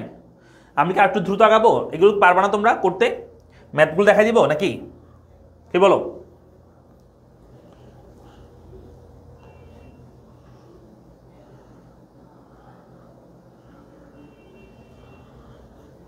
কি দ্রুত আগাবার একটু? ওকে, তাহলে এখানে আমাদের উদ্দীপকে নাজমা বেগম কার্যক্রমের সাথে সম্প্রতি শিল্পের বর্ণনা করে। এখানে নাজমা বেগম যেটা করছে বলছে রাজীব শীতের ছুটিতে নানা বাড়িতে বেড়াতে গেল, সেখানে সে লক্ষ্য করলো নাজমা বেগম ও তার 2 মেয়ে বাড়িতে বাঁশ এবং ব্যাট দিয়ে সে কি করছে, তাহলে এটা কুটির শিল্পের মধ্যে পড়বে আর কি। হ্যাঁ, বাঁশ এবং ব্যাট দিয়ে যেহেতু করছে, তাহলে উদ্দীপকের নির্দেশিত শিল্পে দেশে অর্থনৈতিক উন্নয়নে কি ভূমিকা পালন, তাহলে কুটির শিল্পে কি ভূমিকা পালন করতেছে সেটা এখানে কথা বলবা, তাহলে হয়ে যাবে। এরপর আস্তে এগুলো আমি দেখাচ্ছি না, পারবা আশা করি তোমরা। হ্যাঁ, এগুলো আশা করি পারবা, এগুলো একটু তোমরা বাসায় দেখে নিবা, এই সিনগুলো অবশ্যই দেখবা বাসায় একবার অন্ততপক্ষে, এগুলো চোখ বলে যাবা, কারণ এখান থেকে পরীক্ষায় হুবহু কমন আসবে, ঠিক আছে। আচ্ছা, এটা আনসার করো, এটা আনসার করো সবাই দেখি। পিপি কি মানে কি? পিপিপি মানে কি? পিপি মানে হচ্ছে পাবলিক প্রাইভেট পার্টনারশিপ। হ্যাঁ, চলে আসে আমরা চতুর্থ অধ্যায়ে। চতুর্থ অধ্যায়ে আমাদের জ্ঞানমূলক প্রশ্নের জন্য কি কি হবে এখানে লিখে দিয়েছি, অনুধাবন প্রশ্নের জন্য কি কি দেখবে সেটা লিখলাম। তারপর সৃজনশীলের জন্য স্থূল জন্মহার, মৃত্যুহার, জনসংখ্যা বৃদ্ধির প্রভাব, মেলটা জনসংখ্যা তত্ত্ব, সমালোচনা এবং এটা কাম্য জনসংখ্যা তত্ত্ব, এগুলো আমাদের আলোচনা করতে হবে। আরও দুটো টপিক আছে, এটা হচ্ছে আত্মকর্মসংস্থান বা সকর্মসংস্থান, এরপর হচ্ছে মানব সম্পদ উন্নয়ন, সেগুলো গুরুত্বপূর্ণ, তবে এখান থেকে বেশি প্রশ্ন আসে। তা আমরা যদি প্রশ্ন দেখি কয়েকটা, এখানে বলছে প্রথমত এখানে উদ্দীপক দেওয়া আছে, এখানে বলছে উদ্দীপকের তথ্য অনুযায়ী তথ্যের নাম উল্লেখপূর্বক চিত্রে উপস্থাপন করো, এটাকে চিত্রে উপস্থাপন করতে বলছে এবং নাম উল্লেখ করতে বলছে। নাম কি? এখানে 1950 সালে জনসংখ্যা ছিল 2, 1975 তার মানে 25 বছর পর এখানে জনসংখ্যা হয়েছে 2 ডাবল 4, আবার 25 বছর পর 1975-এর পর 2000 জনসংখ্যা হয়েছে, এটা ডাবল, তার মানে এটা কোন তত্ত্ব? ম্যালটাসের জনসংখ্যা তত্ত্ব, তাই না? আর চিত্রটা আঁকতে পারবা, তাই না? এখানে তো কোনো ব্যাপার না চিত্র আঁকা, জাস্ট এখানে সালটা লিখে দিবা, সালটা পরে লিখবা, আর জনসংখ্যা এখানে লিখে দিবা, জনসংখ্যা এখানে লিখে দিবা, ঠিক আছে। তো সালটা হচ্ছে আমাদের এটা হচ্ছে 1900, একটা দুইটা তিনটা, হ্যাঁ, 1950, 1975 এবং হচ্ছে এটা 2000 সাল, ঠিক আছে। তো এটা হবে এটা আমরা এখানে একটু সিরিয়াল লিখি, 2 4 6 2 4 6 8 10, ঠিক আছে, এটুকু লিখলে হবে 2 4 6, বাংলা লিখতে হবে, আমি ইংলিশ লিখে ফেলতেছি, তাহলে এটা হবে 2 4 6 8 10, হ্যাঁ, এভাবে করে আসছে জনসংখ্যাটা। তাহলে আমরা বিন্দুগুলো বের করি, 1995-50 সাথে এটা হবে, তাহলে এটার সাথে হবে আমাদের 2, তারপর এটার সাথে হবে 4, এরপরটা হবে 8, এইটুকু পরিমাণ। তাহলে বিন্দুগুলো সব যোগ করলে আমাদের রেখাটা হবে এরকম, এই যে এটা হচ্ছে আমাদের কি রেখা? পি রেখা, মানে পপুলেশন রেখা, অনেক র্যাপিডলি বৃদ্ধি পাচ্ছে, পি রেখা, পপুলেশন রেখা। পারবো তো? মেলটা জনসংখ্যা তত্ত্ব এটা বলবা এবং চিত্রটা ব্যাখ্যা করবা। তারপর হচ্ছে 4 বছর উদ্দীপকের তত্ত্ব এবং কাম্য জনসংখ্যা তত্ত্বের মধ্যে তুমি বাংলাদেশের কোনটির অধিক সামঞ্জস্যপূর্ণ বলে তুমি মনে করো? আমরা বলবো যে এই মেলটা জনসংখ্যা তত্ত্ব এবং কাম্য জনসংখ্যা তত্ত্ব, এই দুইটা তত্ত্বই আমাদের দেশের সাথে সামঞ্জস্যপূর্ণ। হ্যাঁ, এই দুটো তত্ত্ব সামঞ্জস্যপূর্ণ, কিছু কিছু ক্ষেত্রে এটা একটু বেশি সামঞ্জস্যপূর্ণ মেলটা জনসংখ্যা তত্ত্ব, কিন্তু কাম্য জনসংখ্যা তত্ত্ব একটু কম সামঞ্জস্যপূর্ণ, ঠিক আছে। তো এটা বলবা, এটা আমি ব্যাখ্যা করছি বিস্তারিত, আমি ব্যাখ্যা কিন্তু ক্লাসের মধ্যে বলছি, যারা বিস্তারিত ক্লাস করছো তারা এমনিতে পারবে আশা করি। হ্যাঁ, আমি বলছিলাম এই দুটোর মধ্যে কোনটা ভালো কোনটা খারাপ, কেন খারাপ, সেগুলো আমরা বলছি।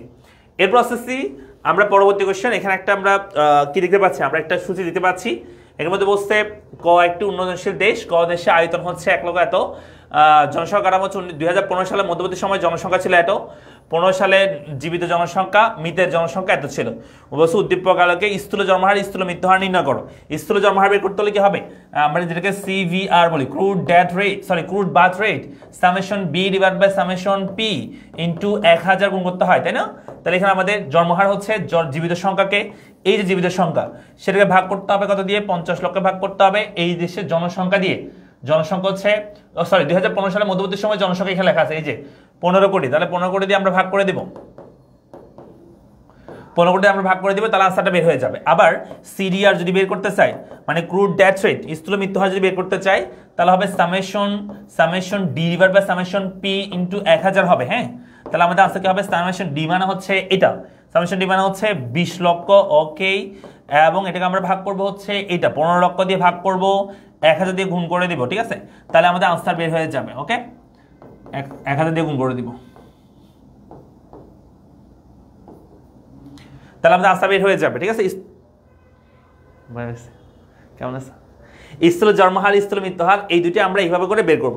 4 নম্বর আছে বলছে উদ্দীপকের আলোকে ক দেশের জনসংখ্যার ঘনত্ব নির্ণয় সাপেক্ষে দেশটি জনবহুল হলে তার সমস্যা সমাধানের উপায় বলো। হ্যাঁ, কেমন আমরা জনবহুল সেটা সমস্যা সমাধানের উপায় করবো? আগে আমাদেরকে ডেন্সিটি অফ পপুলেশন বা জনসংখ্যার ঘনত্ব বের করতে হবে, এটাকে আমরা বলি ডিপি, মানে ডেন্সিটি অফ পপুলেশন। ডিপি বের করার সূত্র হচ্ছে টোটাল পপুলেশনকে টোটাল এরিয়া দ্বারা ভাগ করতে হবে। হ্যাঁ, সো টোটাল পপুলেশন আমরা জানি এই যে 15 লক্ষ টোটাল পপুলেশন, সরি 15 কোটি টোটাল পপুলেশন, এটাকে ভাগ করতে হবে 15 কোটিকে ভাগ করতে হবে এরিয়া দ্বারা। এরিয়া হচ্ছে 1,47,570 বর্গ কিলোমিটার। হ্যাঁ, এটা যদি আমরা ভাগ করব তাহলে আমাদের ডেন্সিটি অফ পপুলেশন বের হয়ে যাবে।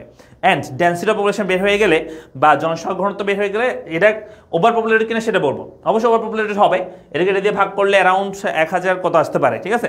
সো আমরা বলবো সেটা একটা বাংলাদেশ একটা ওভার পপুলেটেড কান্ট্রি। এটা বাংলাদেশের কথা বলা নাই, মানে এই দেশটা একটা ওভার পপুলেটেড কান্ট্রি, এটা বলবো আমরা। এগুলো ইজি, হ্যাঁ, এগুলো একদম সহজ। তারপর আমরা চলে আসি পরবর্তী কোয়েশ্চেন। পরবর্তী এখানে একটা চিত্র দিছে, এটা কোন চিত্র বলো? এটা হচ্ছে ম্যালটাসের জনসংখ্যা দিতে, এই যে এটা হচ্ছে পপুলেশন রেখা, এটা হচ্ছে খাদ্য রেখা। তাহলে উদ্দীপক উল্লেখিত এবি এবং এই সি রেখা দ্বারা গণিতে কোন ধরনের হার নির্দেশিত হয়ে আছে? এই সি যেটা আছে, এই সি দ্বারা হচ্ছে জ্যামিতিক হার, আর এই বি দ্বারা হচ্ছে গাণিতিক হার নির্দেশ করা হয়েছে, যেটা আমাদের ম্যালটাস জনসংখ্যা তত্ত্বের সাথে মানে সঙ্গতিপূর্ণ। উদ্দীপক উল্লেখিত তথ্যটি বাংলাদেশে কতটুকু সঙ্গতিপূর্ণ? হ্যাঁ, আমরা যদি বলি বাংলাদেশের এই যে জনসংখ্যার বৃদ্ধির হার, এটা কিন্তু মানে বেশি খাদ্য উৎপাদনের তুলনায়, তার মানে আমরা বলতে পারি সেটা বাংলাদেশের সাথে সঙ্গতিপূর্ণ, এটুকু বলবা। এই তথ্যটা বাংলাদেশের সাথে কি হবে? সঙ্গতিপূর্ণ হবে। কেমন? এই তথ্যটা কি হবে? বাংলাদেশের সাথে সঙ্গতিপূর্ণ হবে।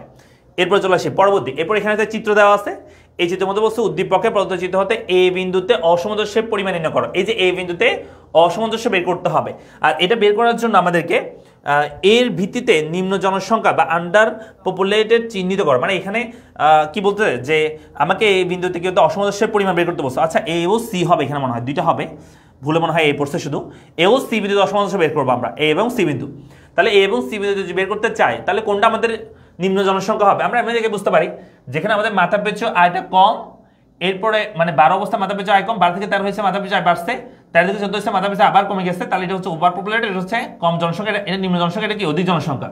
তবু আমাদের ম্যাথ করতে হবে। ম্যাথটা কেমন? ওই যে আমরা করি, কোনটা করি, যে আমাদের একটা সূত্র ছিল, ডাল্টনের সূত্র, সেটা হচ্ছে m সমান a minus O divide by O. তো এখানে আমি যদি বের করতে চাই, এখানে তো আমরা বের করতে চাই প্রথমে সি বিন্দু, এ বিন্দু আগে করে ফেলি। এ বিন্দুতে আমরা যদি এ বিন্দুটাকে বের করি, m সমান a minus O divide by O, তাহলে এখানে অ্যাকচুয়াল পপুলেশন কত, অপটিমাম পপুলেশন কত বলো? এই চিত্রের জন্য অ্যাকচুয়াল পপুলেশন, এই যে এ বিন্দুতে অ্যাকচুয়াল পপুলেশন কত? 12, এই যে হচ্ছে 12। আর এই পুরো চিত্রের জন্য অলওয়েজ অপটিমাম পপুলেশন হচ্ছে 13। হ্যাঁ, তাহলে এখানে 13 লিখে দিলাম। তাহলে আনসার হবে কত? উপরে হবে অ্যাকচুয়াল পপুলেশন হচ্ছে 12, অপটিমাম 13, এবং 13 দিয়ে আমরা ভাগ করে দিব, তাহলে আনসার বের হয়ে যাবে। 12 থেকে 13 বিয়োগ করলে হয় 1, 1 কে 13 দিয়ে ভাগ করে, তাহলে আনসার যেটা হয় সেটা অবশ্যই পজিটিভ হবে। তাহলে সেটা কত হতে পারে? আমি একটু করে দেখাই। এর মধ্যে তোর 1 ডিভাইডেড বাই 1/3, তাহলে আনসার হবে হচ্ছে 0.07, এটা হবে 0.076 এরকম আসতেছে, 076 এরকম আসতেছে। তাহলে আমরা বলতে পারি এটা হচ্ছে, এটা যেহেতু কত আসতেছে, এটা যেহেতু একটু ভুল করছি, এটা -1 হবে। এই যে এটা -1, তাহলে এটা মাইনাস হবে। আনসার কি হবে? মাইনাস বের হবে, মাইনাস। তাহলে আনসার হবে আমাদের কত? আনসার হচ্ছে -0.076। তার মানে এটাকে আমরা বলতে পারি নিম্ন, কি বলতে পারি? নিম্ন জনসংখ্যা বলতে পারি, নিম্ন বা কম জনসংখ্যা। আবার আমরা বলতে পারি এটা হচ্ছে এ বিন্দুটা করছি। যদি সি বিন্দুটা বের করি, আমরা এখানে যদি সি বিন্দুটা বের করি, তাহলে কি হবে? সি বিন্দু বের করলে তাহলে কি হবে? এখানে অ্যাকচুয়াল পপুলেশন আর অপটিমাম পপুলেশন চেঞ্জ হয়ে যাবে। সো আমাদের অপটিমাম পপুলেশন ঠিক থাকবে, অপটিমাম পপুলেশন এই চিত্রের জন্য অলওয়েজ 13, কিন্তু অ্যাকচুয়াল পপুলেশন সি বিন্দুতে হচ্ছে 12, অ্যাকচুয়াল হচ্ছে 14। তাহলে অ্যাকচুয়াল পপুলেশন হচ্ছে সি বিন্দুতে 14, তাহলে এখানে আমরা 14 মাইনাস 13, তাহলে এটা হবে 1। এটা -1 না হয় কত হবে? 1 হবে। আর যদি 1 হয়, উপরে যদি 1 হয়, 1 কে 13 দিয়ে ভাগ করলে এটা পজিটিভে বের হবে, নেগেটিভ বের না হয় কি হবে? পজিটিভ বের হবে। তো পজিটিভ মানে কিন্তু সেটা অধিক জনসংখ্যা নির্দেশ করে। হ্যাঁ, তখন সেটাকে আমরা বলবো এটা হচ্ছে অধিক জনসংখ্যা। কোনটা? এই 14 কোটি হচ্ছে অধিক জনসংখ্যা, বা সি বিন্দুতে আমাদের অধিক জনসংখ্যা আছে, এটা আমরা বলবো এটা হচ্ছে আমাদের অধিক জনসংখ্যা হবে। ক্লিয়ার? অধিক জনসংখ্যা হবে।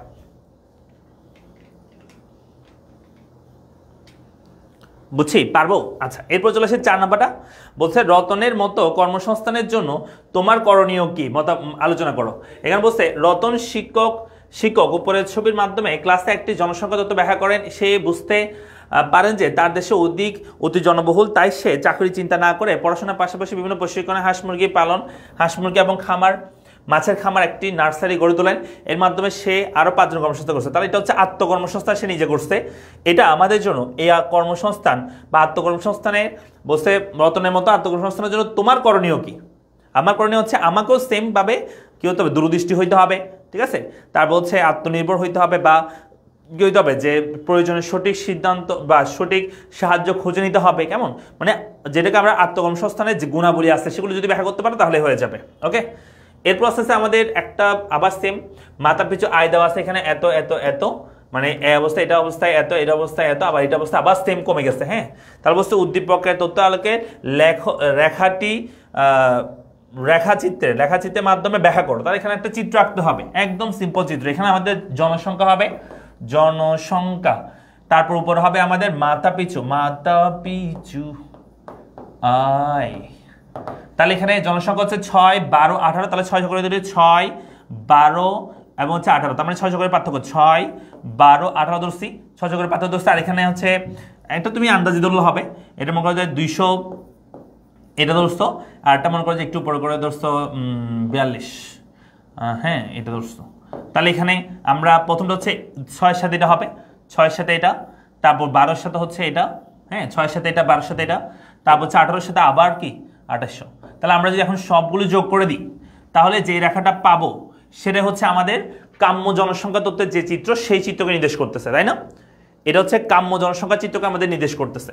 4 নম্বর দেখো, বলছে উদ্দীপকে কোন বিন্দুর সাথে তোমার দেশের জনসংখ্যার পরিস্থিতির সামঞ্জস্য। আমাদের দেশের জনসংখ্যার পরিস্থিতির সামঞ্জস্য হচ্ছে এই বিন্দুটা, এখানে এ বিন্দু, আচ্ছা বিন্দুগুলো একটু লিখে দিই। এটা হচ্ছে এ বিন্দু, বি বিন্দু এবং সি বিন্দু। আর আমাদের দেশে যদি বলি আমাদের দেশে হচ্ছে সি বিন্দুতে, অর্থাৎ আমাদের দেশে এখন ওভার পপুলেটেড, ঠিক আছে? এটা আমরা ব্যাখ্যা করব, মানে আমাদের দেশে এখন ওভার পপুলেটেড সেটা বলবো।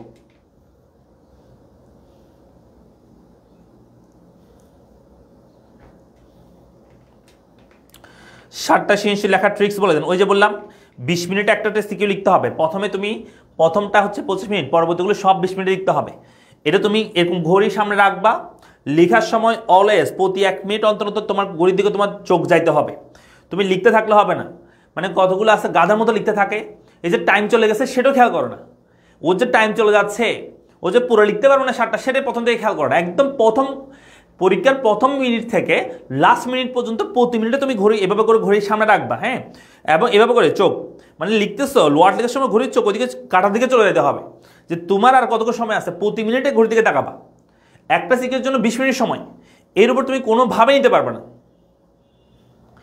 স্যার নামাজের বিল দিতে, হ্যাঁ দিব দিব দিব দিব দিব। আচ্ছা এরপর আসো, এরপর এখানে বলছে কুমিল্লা বোর্ড, এখানে বলছে আমাদেরকে 3 নাম্বার বলছে পি বিন্দুতে অসামঞ্জস্যের পরিমাণ নির্ণয় করো। আমি একসাথে তোমাদেরকে ক্লাস শেষ করে দিব, ঠিক আছে? একটু ওয়েট করো, নামাজ একটু পরে পড়তে পারবা, ঠিক আছে?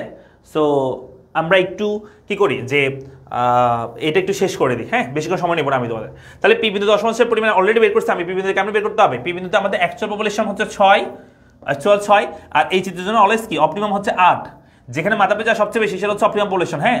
তারপর হচ্ছে 8 দিয়ে ভাগ করবো, তাহলে আনসার বের হয়ে যাবে -2/8। তাহলে এটা মাইনাস কিছু একটা বের হবে, তার মানে এটা হচ্ছে আমাদের পি বিন্দুতে নিম্ন জনসংখ্যা বোঝাবে। বলছে উদ্দীপক আলোকে কাম্য জনসংখ্যা কত এবং কেন। কাম্য জনসংখ্যা কত এবং কেন বের করতে বলে তোমাকে পি বিন্দুটা করে ফেলছো, তুমি কিউ বিন্দু আর বিন্দু এই দুটো বিন্দুতে তুমি কি করবা, এই যে সূত্র ডাল্টনের সূত্র ব্যবহার করবা, হ্যাঁ, a-1/2 এই সূত্র ব্যবহার করবা কিউ এবং আর বিন্দুতে। করার পর বলছে যেখানে তোমাদের এই মানটা আনসারটা কত আসবে, আনসারটা হচ্ছে 0 আসবে, যেখানে আনসার 0 আসবে সেটা হচ্ছে আমাদের কাম্য জনসংখ্যা, ওইটা ব্যাখ্যা করবা, ঠিক আছে?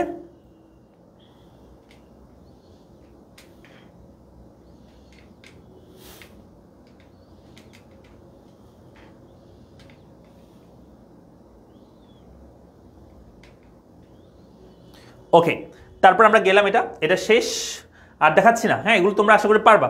এগুলো সেম ওই যে 1 নম্বর 2 নম্বর সূত্রগুলো, জন্মহার মৃত্যুহার বের করা, নিডোভেশন হার বের করা, আমি একটু দেখা দিচ্ছি। জন্মহার মৃত্যুহার তো পারবা, জনসংখ্যা ঘনত্ব ডেন্সিটি পপুলেশন ডিপি, আর অশোধিত জন্মহার হচ্ছে জন্মসংখ্যাকে পপুলেশন দিয়ে ভাগ, আর নিডোভেশন মানে হচ্ছে আমাদের যে পরিমাণ, আমাদের নিড NMR বলা হয়, নিডোভেশন রেট বলা হয় এটাকে, হার, হ্যাঁ। এটা সূত্র হচ্ছে in migration minus out migration divide by total population into 1000, এটা হচ্ছে সূত্র, ঠিক আছে? তাহলে আমরা আনসার কেমন বের করব, ইন মাইগ্রেশন হচ্ছে কত পরিমাণ মানুষ আসতেছে আমাদের দেশে, চলে আসতেছে, এই যে ইন মাইগ্রেশন লেখা আছে, বহিরাগমন, ঠিক আছে? এটা এই বহিরাগমন হচ্ছে 80,000, তাহলে 80,000 এখানে লিখে দিলাম 80,000, এবং মাইনাস আউট মাইগ্রেশন বহিরাগমন হচ্ছে বাইরের দেশে চলে যাচ্ছে হচ্ছে আমাদের 4 লক্ষ, তাহলে এখানে 4 লক্ষ লিখে দিব, 4 লক্ষ লিখে দিব। তারপর হচ্ছে আমাদের টোটাল পপুলেশন হচ্ছে, এখানে টোটাল পপুলেশন দেওয়া আছে, টোটাল পপুলেশন হচ্ছে মোট জনসংখ্যা হচ্ছে 17 কোটি, এখানে 17 কোটি দিয়ে ভাগ করে দিব, 17 কোটি দিয়ে এখানে ভাগ করে দিব, লাস্টে 1000 দিয়ে গুণ করে দিব, ঠিক আছে? তাহলে আনসার বের হবে। আরেকটা বিষয় বলি তোমাদেরকে, তোমরা পরীক্ষায় বেশি কাবিল হয়ে যাও। বেশি কাবিল মানে কি, এই পুরো জিনিসটা এক লাইন লেখার চেষ্টা করো ক্যালকুলেটরের মধ্যে, যেটা পারো না সেটা কেন করতে যাও। তুমি একটা বিয়োগ করবা, এটা থেকে এটা আগে বিয়োগ করবা, বিয়োগ করে বিয়োগফলটা লিখবা, আরেকটা লাইন বাড়াবা, হ্যাঁ আরেকটা লাইন বাড়াই ওটার বিয়োগফলটা লিখবা, লিখার পর আবার ওই বিয়োগফল থেকে এটাকে ভাগ করবা, ভাগ করে আবার লিখবা দরকার হলে, হ্যাঁ আবার, অথবা তুমি ভাগ করে ভাগফলকে আবার কি করবা 1000 দিয়ে গুণ করবা, আলাদা আলাদা করে করবা। এক লাইনে করতে গিয়ে হাজার হাজার স্টুডেন্ট কি করে, যে তোমার ক্যালকুলেশন ভুল করে পরীক্ষা হলে বলে যে স্যার আমি তো সব লিখছি স্যার, সব পারছি স্যার, আজকে সেই হয়েছে স্যার, পরীক্ষা ফাটাই দিচ্ছে একদম পরীক্ষার। তারপর রেজাল্ট দিলে দেখা যায় ফেল মারছে, হ্যাঁ রেজাল্ট দিলে দেখা যায় কিছুই পারা নাই, রেজাল্ট দেখা যায় যে ম্যাথটা ইজিলি সে পারতেছিল, ইজিলি একটু শুধু একটা লাইন শুধু সে যদি বাড়া লিখতো, একটু যদি ক্যালকুলেটার একটু কি করতো, একটু সময় দিত, 10টা সেকেন্ড সময় দিত, সে ইজিলি 4টা নাম্বার পাইতো, 3টা নাম্বার পাইতো, কিন্তু সেগুলোতে সে 0 পাচ্ছে, জাস্ট বেশি কাবিল হয়ে যাওয়ার কারণে।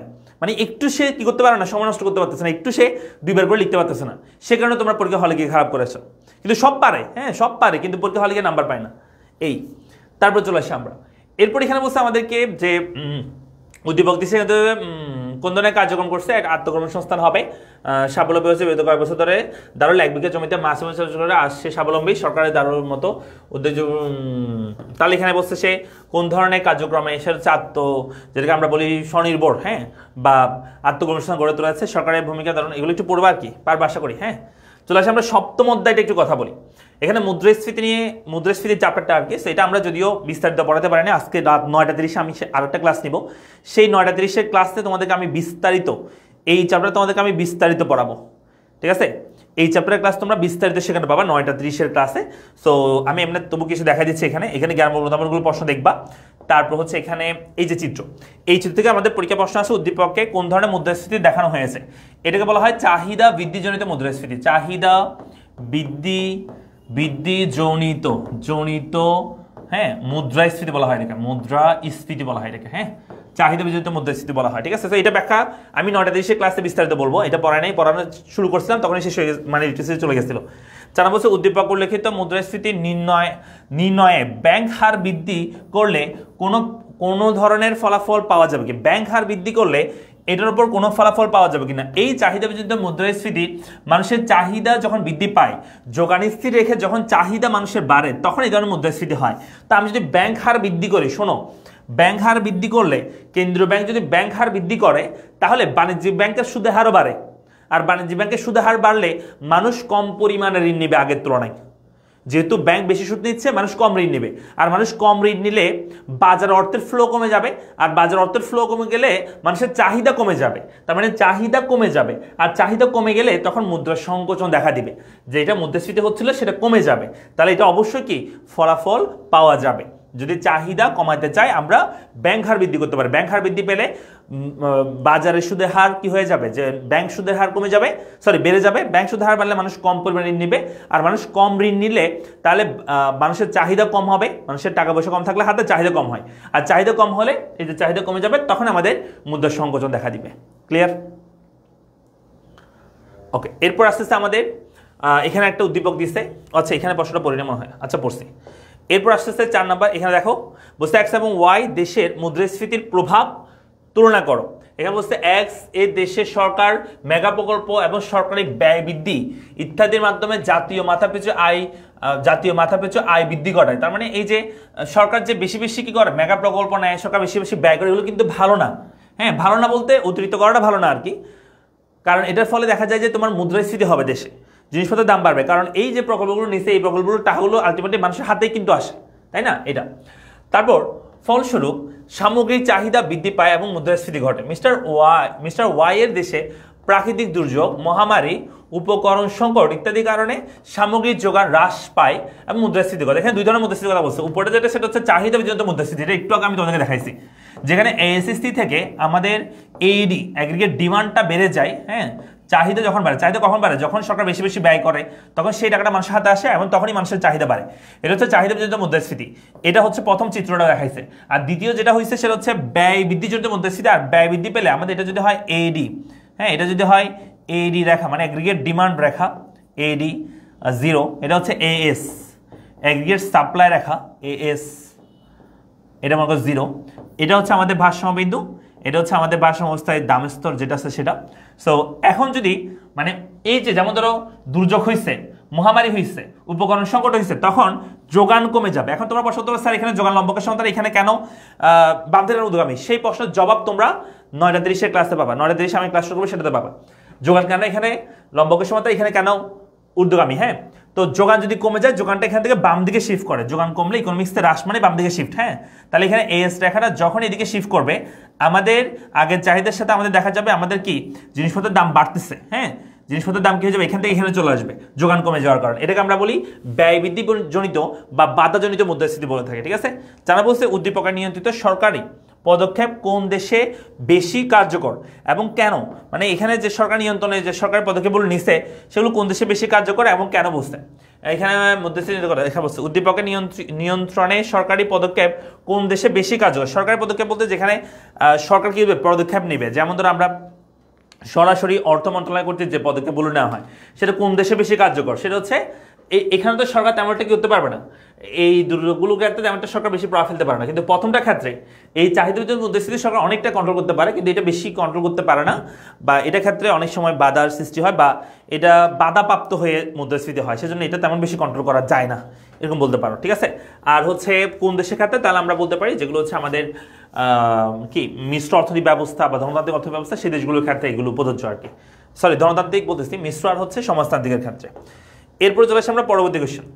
এখানে একটা উদ্দীপক দেওয়া আছে, এখান থেকে বলছে যে গ নম্বর সামগ্রিক চাহিদা রেখা স্থানান্তরিত হয়ে যদি 20 মানে দাম যখন 20 হয় তবে তা কোন ধরনের মুদ্রাস্ফীতি হবে। অর্থাৎ এই রেখাটা যদি উপরে শিফট করে এই 20 বরাবর চলে যায়, সেটাই বলতেছে। তাহলে এটা কোন ধরনের কি হবে, যে মুদ্রাস্ফীতি হবে, তাহলে চাহিদা ভিত্তিক মুদ্রাস্ফীতি হবে। বলছে উদ্দীপকে বিদ্যমান মুদ্রাস্ফীতি একটি দেশের অর্থনীতি কি কি প্রভাব ফেলে। মুদ্রাস্ফীতির ফলে আসলে কি কি হয়? মুদ্রাস্ফীতি হলে কিন্তু আমরা অনেক সময় মনে করি স্যার মুদ্রাস্ফীতি হলে মনে হয় ভালো না, মুদ্রাস্ফীতি হলে মনে হয় ভালো না, এটা তাই না, এটা মনে করি না আমরা অনেক সময়। আসলে এটা ভুল কথা। মুদ্রাস্ফীতি মানে হইলে একটা দেশের অর্থনৈতিক সমৃদ্ধি হয়, তবে অতিরিক্ত মুদ্রাস্ফীতিও ভালো না। কারণ বেশি মুদ্রাস্ফীতি হইলেও সেটা যারা সাধারণ মানুষ তাদের জন্য এটা কষ্টের কারণ হয়ে যায়, কারণ জিনিসপত্রের দাম অনেক বেশি বেড়ে গেলে তখন। আবার মুদ্রাস্ফীতি যদি একদম না হয়, মানে জিনিসপত্রের দাম উল্টা কমে যায়, তখন যারা সাধারণ ব্যবসায়ী আছে তারা ক্ষতিগ্রস্ত হয়, কারণ জিনিসপত্র যখন দাম বাড়ে তখনই তারা বেশি প্রফিট করতে পারে। আর প্রফিট বেশি করতে পারলে মুদ্রাস্ফীতি অবস্থায় আর কি, প্রফিট যখন বেশি করতে পারবে ব্যবসায়ীরা, তখন তাদের টাকা বেশি সঞ্চয় হবে। টাকা বেশি সঞ্চয় হলে তারা নতুন বিনিয়োগ করতে পারবে, বা মূলধন গঠন বেশি হবে। মূলধন গঠন বেশি হলে বিনিয়োগ বেশি হবে, বিনিয়োগ বেশি হলে কর্মসংস্থান হবে, আর কর্মসংস্থান হলে বেকারত্ব দূর হবে। তার মানে এই ধরনের বেকারত্ব দূর, কর্মসংস্থান বৃদ্ধি, সেগুলোর জন্য মুদ্রাস্ফীতি প্রয়োজন। তবে অতিরিক্ত মুদ্রাস্ফীতি ভালো না, মৃদু মুদ্রাস্ফীতি ভালো। মৃদু মুদ্রাস্ফীতি মানে হচ্ছে 0 থেকে 5% যদি কোনো দেশে ইনফ্লেশন রেট হয়, সেটাকে আমরা বলি মৃদু মুদ্রাস্ফীতি। এটা একটা দেশের জন্য ভালো। অতিরিক্ত হয়ে গেলে সেটাও ভালো না, তার বেশি হইলে, আবার তার চেয়ে কম হয়ে গেলেও সেটা কি মানে একদম মুদ্রা সংকোচন হয়ে গেলে সেটা টোটালি ভালো না। মুদ্রা সংকোচনকে আমরা বলে থাকি অর্থনৈতিক মন্দা বলে থাকি, এটাকে ডিপ্রেশন বলা হয় ইকোনমিক্সে। হ্যাঁ, যে দেশে জিনিসপত্রের দাম কমে যায় সে দেশে অর্থনৈতিক মন্দা দেখা দেয়, ডিপ্রেশন বলা হয়। কেমন? তাহলে আমরা সরি 0 বলতেছি, 1 থেকে 5%, 0% তো না। তারপরে চলে আসে আমরা এরপরে হচ্ছে পরবর্তী কোশ্চেনে যাই। আরেকটা কোশ্চেন আছে এখানে আমাদের, এখান থেকে টেবল হতে ভোক্তার দাম সূচক নির্ণয় করতে হবে। এটাও আমি করা নেই, তোমাদের দেখাই দিব আজকে ক্লাসে, 9:30 ক্লাসে। ভোক্তার দাম সূচক কেমন করে, এখানে একটা সূত্র আছে CPI, the consumer price index, summation PN Q0 divide by summation P0 Q0 into 100, এটা হচ্ছে CPI এর সূত্র। হ্যাঁ, CPI এর সূত্র। তো এখানের মধ্যে কোনটা কি আমি তো লিখে দিচ্ছি, এই যে যেটা 18 এটা 22, এটা হচ্ছে আমাদের ভিত্তি বছর। এই যে পরিমাণ এটাকে আমরা বলি Q0, হ্যাঁ, আর এই যে দাম এটাকে আমরা বলি P0। তো এই দুটো গুণ করে এখানে আমাদেরকে আলাদা একটা কলাম করতে হবে, এই ভিত্তি বছর একটা আলাদা কলাম করতে হবে, যেখানে P0 Q0 আমরা গুণ করবো, এটার সাথে গুণ করে এখানে বসাবো, এর সাথে গুণ করে এখানে বসাবো, এটার সাথে গুণ করে এখানে বসাবো, এটার সাথে গুণ করে এখানে বসাবো। তারপর সব যোগ করে summation P0 summation P0 Q0 এটা আমরা বের করবো, এগুলো সব যোগ করে এই দুটোর সাথে গুণ করে এখানে বসাবো, তারপর সব যোগ করে আমরা এখানে বের করবো। আর এখানে যেটা করবো হিসাব বছরের ক্ষেত্রে এটা হচ্ছে আমরা বলি PN, এটা আমরা কি বলি PN। আর এখানেও আমাদের ব্যয় বের করতে হবে, আর ব্যয় বের করলে সেটাকে আমরা বলি PN Q0 এটার সাথে গুণ করবো আমরা, হ্যাঁ এটার সাথে এটা গুণ করে আমরা এখানে বসাবো, ঠিক আছে। বসানোর পর এগুলো সবগুলো যোগ করে আমরা এখানে যেটা পাবো সেটা হচ্ছে সামেশন PN Q0, হ্যাঁ এটা পাবো। তাহলে এখানটা পাবো, এখানটা পাবো। এই যে PN Q0 কে P0 Q0 দিয়ে ভাগ করবো, PN Q0 কে P0 Q0 কে করবো ভাগ করবো, এই সংখ্যাটাকে এই সংখ্যাটা দিয়ে ভাগ করবো, 100 দিয়ে গুণ করবো, যেটা আনসার বের হবে। মনে করো আনসার বের হয়েছে 151.73 মনে করো, এটা বের হয়েছে। এই সংখ্যা যেটা বের হবে সিপিআর মধ্যে যে সংখ্যাটা আনসার বের হবে এটা সূত্র ব্যবহার করে, সেখান থেকে অলওয়েজ মনে রাখবা সেটা আমাদের হিসাব বছরের দাম স্তর, হ্যাঁ এখান থেকে অলওয়েজ ভিত্তি বছরের দাম স্তর 100 বাদ দিব। তাহলে এখান থেকে তোমরা বাদ দিবা কত 1.6, এখান থেকে 100 বাদ দিবা। তাহলে 100 বাদ দিলে যেটা পাবো সেটা হচ্ছে 51.373। এটা হচ্ছে আমাদের ইনফ্লেশন রেট হবে, এটা হচ্ছে আমাদের ইনফ্লেশন রেট হবে। কেমন?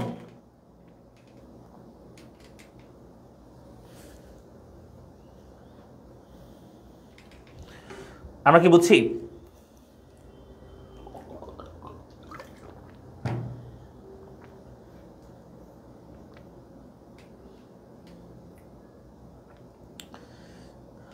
এই বেশি কি দ্রুত বলতেছি আমি, আর কি আসতে বলবো নাকি পারবা বলো, একটু রেসপন্স করো সবাই। বেশি কি দ্রুত বলতেছি নাকি?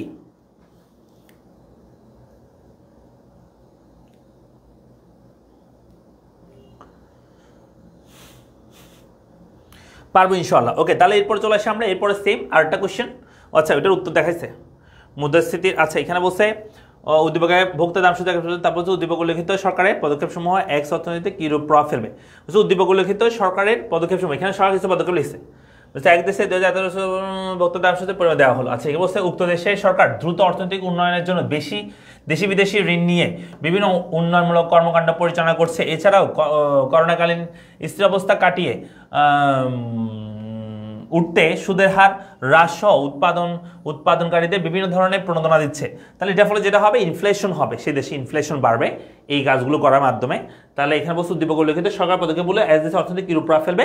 আর ইনফ্লেশন যদি বাড়ে সেক্ষেত্রে আস্তে আস্তে কি বাড়বে, যে তোমার উৎপাদন বাড়বে, উৎপাদন বাড়লে কর্মসংস্থান হবে, কর্মসংস্থান হলে অর্থনৈতিক উন্নয়ন হবে।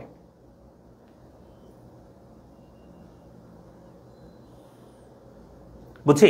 আমি আবার বলতেছি, এই দুইটা গুণ করে P0, এটা P0 এটা Q0 গুণ করে এখানে বসাতে হবে, সেগুলো সব এগুলো গুণ করে এটা, এখানে গুণ করে এটা, এখানে গুণ করে এটা, এখানে গুণ করে এটা। আচ্ছা বিস্তারিত জানার জন্য আমাদের ক্লাসটা করিও, 9:30 ক্লাসটা করিও, আমি সেখানে বলবো বিস্তারিত বলবো, ঠিক আছে।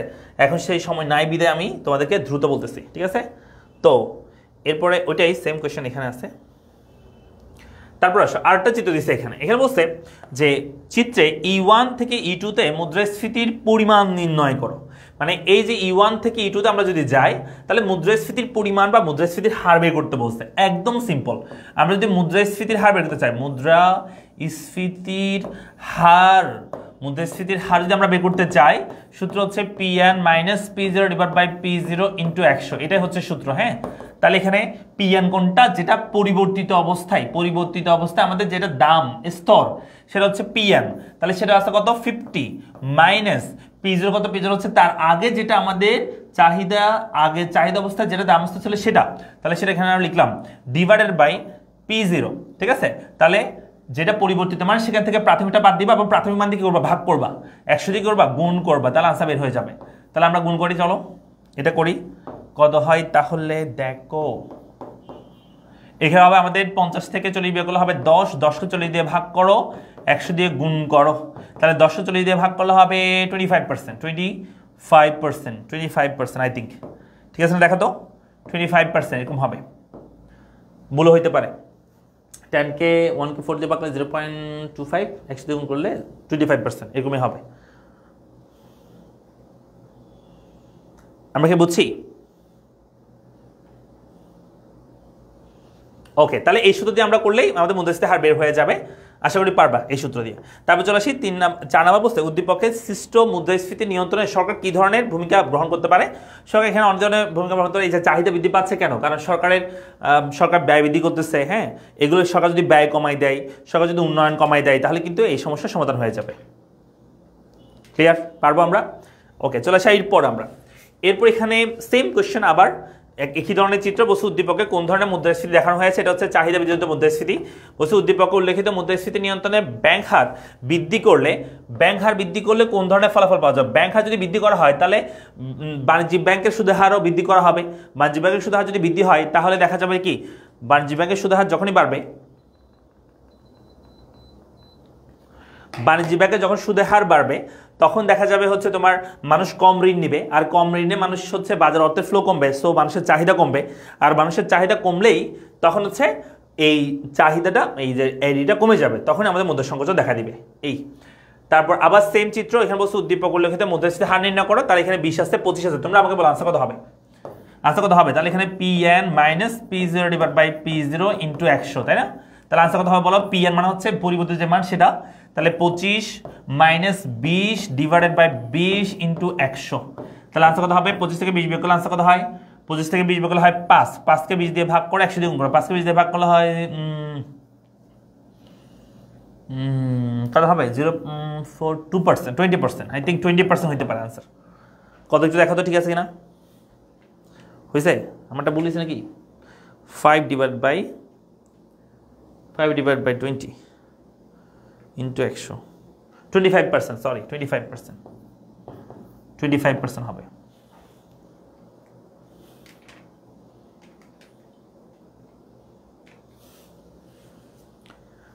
হয়েছে? পারছি সবাই? ওকে, এরপর চলে আসি তাহলে উদ্দীপক উল্লেখিত দামের স্তর 20 থেকে 25 হওয়ার কারণ ও প্রতিকার উল্লেখ করো। 20 থেকে 25 হওয়ার কারণ কি? কারণ এই যে সরকার ব্যয় যদি বৃদ্ধি করে, সরকার যদি বেশি করে উন্নয়ন করে তখন মানুষের চাহিদা বাড়বে, হ্যাঁ, অথবা সরকার যদি ব্যাংক হার হ্রাস করে দেয় তখন মানুষের চাহিদা বাড়ে, কারণ নামিক সুদের হার বা ব্যাংক সুদের হার কমবে, সো ব্যাংক সুদের হার কমলে তখনই মানুষ বেশি বেশি চাহিদা করবে, সো জিনিসপত্রের চাহিদা বাড়লেই তখন দামের স্তর বৃদ্ধি পাবে, ঠিক আছে? এই তারপরে আবার ব্যয় বৃদ্ধিজনিত বাধাজনিত মুদ্রাস্ফীতি এখানে দিচ্ছে। উদ্দীপক উল্লেখিত চিত্রটি কোন ধরনের মুদ্রাস্ফীতি, বাধাজনিত মুদ্রাস্ফীতি, বা এটাকে আমরা কি বলে থাকি যে কি বাধাজনিত বা কি বলা হয়, আরটা আছে তো চাহিদা বিজনিত এবং হচ্ছে যোগান, ঠিক আছে? যোগান হ্রাস পাচ্ছে, এখানে যোগান হ্রাস পাচ্ছে ব্যয় বৃদ্ধিজনিত, ঠিক আছে? ব্যয় বৃদ্ধিজনিত অথবা কি বাধাজনিত মুদ্রাস্ফীতি বলতে পারি। তারপরে বলছে 4 নম্বর উদ্দীপক উল্লেখিত মুদ্রাস্ফীতি আমাদের দৈনন্দিন জীবনে কোন ধরনের প্রভাব ফেলে। এই ধরনের মুদ্রাস্ফীতি ব্যয় বৃদ্ধি পায়, যেমন ধরো আমাদের দুর্যোগ হয়েছে, মহামারী হয়েছে, কোনো কারণে যদি ব্যয় বৃদ্ধি পায় অথবা মজুরি বৃদ্ধি পাইছে, হ্যাঁ, শ্রমিকের, অথবা যোগান সংকট হয়েছে দ্রব্যের, তখন আমাদের এই ধরনের মুদ্রাস্ফীতি দেখা দেয়। হয়েছে? ওকে, এরপরে চলে আসি আমরা, এগুলো তোমরা একটু দেখে নিবা, ঠিক আছে? আশা করি পারবা, ঠিক আছে? আমরা শেষে এরপর অষ্টম অধ্যায়ে চলে আসি। অষ্টম অধ্যায়ের মধ্যে এখানে জ্ঞান গুরুত্বপূর্ণ প্রশ্ন দেওয়া আছে, একটু দেখে নিবা তোমরা। আর এখানের মধ্যে কি কি দেখবা, আন্তর্জাতিক বাণিজ্যের গুরুত্ব, বাণিজ্যের সম্প্রসারণ উপায়, বিশ্বায়নের সুবিধা, বৈদেশিক সাহায্যের সুবিধা, এগুলো একটু দেখলে হয়ে যাবে। একদম ছোট টপিক এটা, ঠিক আছে? একদম ছোট টপিক, একটু থিওরিগুলো পড়ে দেখবা, ঠিক আছে? এগুলো থিওরিগুলো পড়ে আশাগুলো করবা, আশা করি পারবো। উদ্দীপক আলোকে বৈদেশিক ঋণ এবং সাহায্যের ক্ষতিকর দিক উল্লেখ করো, বৈদেশিক ঋণ এবং সাহায্যের ক্ষতিকর দিকগুলো বলবা। উদ্দীপক আলোকে বাংলাদেশের রপ্তানি পণ্যের শ্রেণী বিভাগ করো। রপ্তানি পণ্য আমরা জানি যে 2 ধরনের রপ্তানি পণ্য আমরা রপ্তানি করে থাকি, প্রচলিত এবং কি অপ্রচলিত রপ্তানি পণ্য। যেমন এখানে বলছে অতীতে বাংলাদেশের রপ্তানি বাণিজ্যে শুধু, এটা মনে হয় অন্য জায়গা থেকে আসছে, অতীতে বাংলাদেশের রপ্তানি বাণিজ্যে শুধু পাট, চা, চামড়া, ঠিক আছে, প্রভৃতি কতিপয় পণ্য নিয়ে গঠিত, কিন্তু বর্তমানে রপ্তানির পাশাপাশি মাছ, তৈরি পোশাক, ফলমূল, এগুলো সবগুলো হস্তশিল্পজাত দ্রব্য আরো অনেক পণ্য সামগ্রী সংযোজিত হয়ে আছে। এগুলো হচ্ছে আগে প্রচলিত রপ্তানি পণ্য, আর অপ্রচলিত হচ্ছে যে মাছ, হিমায়িত খাদ্য, ঠিক আছে, সিরামিক সামগ্রী, তৈরি পোশাক, তারপর হচ্ছে তোমার কাগজ, নিউজ প্রিন্ট, এগুলো সবগুলো হচ্ছে তোমার অপ্রচলিত। আর প্রচলিত হচ্ছে পাট, চা, চামড়া, তারপর হচ্ছে তোমার দেখা যায় হচ্ছে তোমার ওই ন্যাফতা, ফার্নেস ওয়েল, ভিটামিন, সেগুলো হচ্ছে আগে থেকে আমরা রপ্তানি করতাম, প্রচলিত। এগুলো তুমি শ্রেণী বিভাগ করবা, তোমাদের বইয়ের মধ্যে আসছে, অথবা তোমরা ইজি নিউজ বই থাকলে সেখানের মধ্যে পড়তে পারবা। এরপর এখানে জানা হচ্ছে উদ্দীপক, তুমি কি মনে করো রপ্তানি বৃদ্ধির জন্য বাংলাদেশের সরকারের গৃহীত পদক্ষেপগুলো যথেষ্ট? এখানে রপ্তানি বৃদ্ধির জন্য বর্তমানে সরকার রপ্তানি বৃদ্ধির জন্য রপ্তানি উন্নয়ন তহবিল গঠন করছে, বিদেশে রপ্তানি অফিস খোলা, রপ্তানি শুল্ক এবং হ্রাসকরণ সহ বিভিন্ন পদক্ষেপ গ্রহণ করছে, হ্যাঁ, এগুলো একটু দেখবা। তো এগুলো আসলে কি পর্যাপ্ত না, আরও কিছু আছে, তোমরা বইয়ের মধ্যে খুললে দেখবা যে রপ্তানি সম্প্রসারণ উপায়গুলো কি, সেগুলো লিখলে হয়ে যাবে। উদ্দীপক আলোকে ভারসাম্যের ঘাটতি দূরীকরণ, হ্যাঁ, উদ্দীপককে লেনদেনের ভারসাম্য ঘাটতি দূরীকরণে গৃহীত পদক্ষেপগুলো চিহ্নিত করো। মানে আমরা জানি যে বহুকাল থেকে বাংলাদেশ একটি আমদানি নির্ভর দেশ। আমাদের দেশে কিন্তু আমাদের দেশের যে নিট রপ্তানি সেটা কিন্তু অলওয়েজ নেগেটিভ বের হয়। হ্যাঁ, আমাদের দেশে এক্সপোর্ট থেকে ইম্পোর্ট বিয়োগ করলে আমরা কি পরিমাণ রপ্তানি করতেছি, মনে করি আমরা যদি 10 টাকার পণ্য রপ্তানি করি, আমরা আমদানি করে থাকি 30 টাকার পণ্য, বুঝছো? আমাদের দেশে ঘাটতি হয়, অলওয়েজ ঘাটতি হয় এরকম। আমাদের দেশে ঘাটতি দেখা দেয় অলওয়েজ, ঘাটতি বাণিজ্য বলা হয় এটাকে। হ্যাঁ, এটাকে বলা হয় আমদানি নির্ভর দেশ আমাদের দেশ। প্রতি বছর দেশের আমদানি ব্যয় রপ্তানি আয়ের থেকে বেশি হয়ে থাকে। সম্প্রতি দেশে প্রচলিত পণ্যের পাশাপাশি বেশ কিছু অপ্রচলিত পণ্য পৃথিবীর বিভিন্ন দেশে রপ্তানি হচ্ছে। তাছাড়া সম্প্রতি রপ্তানি সম্প্রসারণের জন্য বর্তমান সরকার উৎপাদন বৃদ্ধি, তারপর হচ্ছে রপ্তানি শুল্ক হ্রাস, পরিবহন ব্যবস্থা উন্নয়ন, জ্বালানি মূল্য হ্রাস, বিভিন্ন দেশের বাণিজ্য প্রতিনিধি প্রেরণ এবং বাণিজ্য চুক্তি সম্পাদন ইত্যাদি কার্যক্রম অংশগ্রহণ করছে। সেখানে বলছে উদ্দীপকের লেনদেনের ভারসাম্যের ঘাটতি দূরীকরণে গৃহীত পদক্ষেপগুলো চিন্তা করো। ঘাটতি দূরীকরণে তাহলে আমরা কি পদক্ষেপ নিতে পারি? এই যে এখানে যেগুলো নিচ্ছে, জ্বালানি তেলের হ্রাস, এগুলো সবকিছু গুরুত্বপূর্ণ, এটা বলবো আর কি। আর বলছে বাংলাদেশের রপ্তানি বাণিজ্য সম্প্রসারণের জন্য সরকার গৃহীত পদক্ষেপগুলো কি পর্যাপ্ত? না, এটা পর্যাপ্ত না, আরও কিছু আমরা করতে পারি রপ্তানি বাণিজ্য সম্প্রসারণের জন্য, সেটা একটু আগে বলছি। ওই পয়েন্টগুলো একটু দেখে নিবা। রপ্তানি বাণিজ্য সম্প্রসারণের উপায়গুলো কি, এটা গুরুত্বগুলো কি, রপ্তানি বাণিজ্যের গুরুত্বগুলো কি, এই দুটো পয়েন্ট ভালো করে দেখবা এই চ্যাপ্টারে, ঠিক আছে? এখান থেকে সিকিউ আসবে। উদ্দীপকগুলো লিখিত রাজীবের বাণিজ্যের 3টি সুবিধা। এখানে রাজীব হচ্ছে জনাব রাজীব মধুপুরের আনারস দেশের বিভিন্ন শহরে বিভিন্ন বিক্রি করেন। তার ভাই রাজীব যে শিল্প কারখানায় চাকরি করেন সেখানকার উৎপাদিত পণ্য ইউরোপে বিভিন্ন দেশে রপ্তানি করে দেশের সর্বাধিক পরিমাণ বৈদেশিক মুদ্রা অর্জন, দেশীয় শ্রমের ব্যবহার এবং আন্তর্জাতিক সহযোগিতার বৃদ্ধিতে গুরুত্বপূর্ণ ভূমিকা রাখেন আর কি। সেখানে বলতে প্রথম উদ্দীপকে উল্লেখিত রাজীবের বাণিজ্য। রাজীব কোনটা? রাজীব হচ্ছে একটা জায়গায় চাকরি করেন, ঠিক আছে? তো সেটা হচ্ছে বৈদেশিক তৈরি পোশাক শিল্প আর কি। হ্যাঁ, তো 3টি সুবিধা কি? এটার ফলে আমাদের কর্মসংস্থান বৃদ্ধি পাচ্ছে, আমরা বৈদেশিক মুদ্রা সাশ্রয় করতে পারছি, রিজার্ভ বৃদ্ধি পাচ্ছে, এগুলো একটু বলবার কারণ এগুলো বলা যায়। উদ্দীপক উল্লেখিত জামিল এবং রাজীবের বাণিজ্যের মধ্যে কোন পার্থক্য রয়েছে? অবশ্যই জামিল যেটা করে সেটা হচ্ছে অভ্যন্তরীণ বাণিজ্য, আর রাজীব যেটা করে সেটা হচ্ছে আন্তর্জাতিক বাণিজ্য। এই দুটোর মধ্যে পার্থক্য লিখবা, হয়ে যাবে, ঠিক আছে? ওকে, এগুলো আমরা দেখবো। এরপর আস্তে আস্তে হচ্ছে এই সিকিউগুলো একটু দেখবা তোমরা, ঠিক আছে? আমি আর দেখাচ্ছি না, তোমরা একটু বাসা দেখে নিবা। এরপর লাস্ট ওদের একটু দেখা দিই, মানে সরকারের অর্থ ব্যবস্থা। এখানে জ্ঞানমূল গুণধাবন, এগুলো একটু দেখবা। সিকিউর জন্য কি কি দেখো, প্রত্যক্ষ এবং পরোক্ষ কর খুবই গুরুত্বপূর্ণ, এখান থেকে প্রশ্ন আসে। সরকারের আয়ের উৎস কি কি সেগুলো একটু দেখবা। সরকারি ব্যয়ের খাতসমূহ, সরকারি ব্যয়ের খাতগুলো কি কি সেগুলো একটু দেখবা, ঠিক আছে? বেশ কিছু প্রশ্ন এখানে আছে।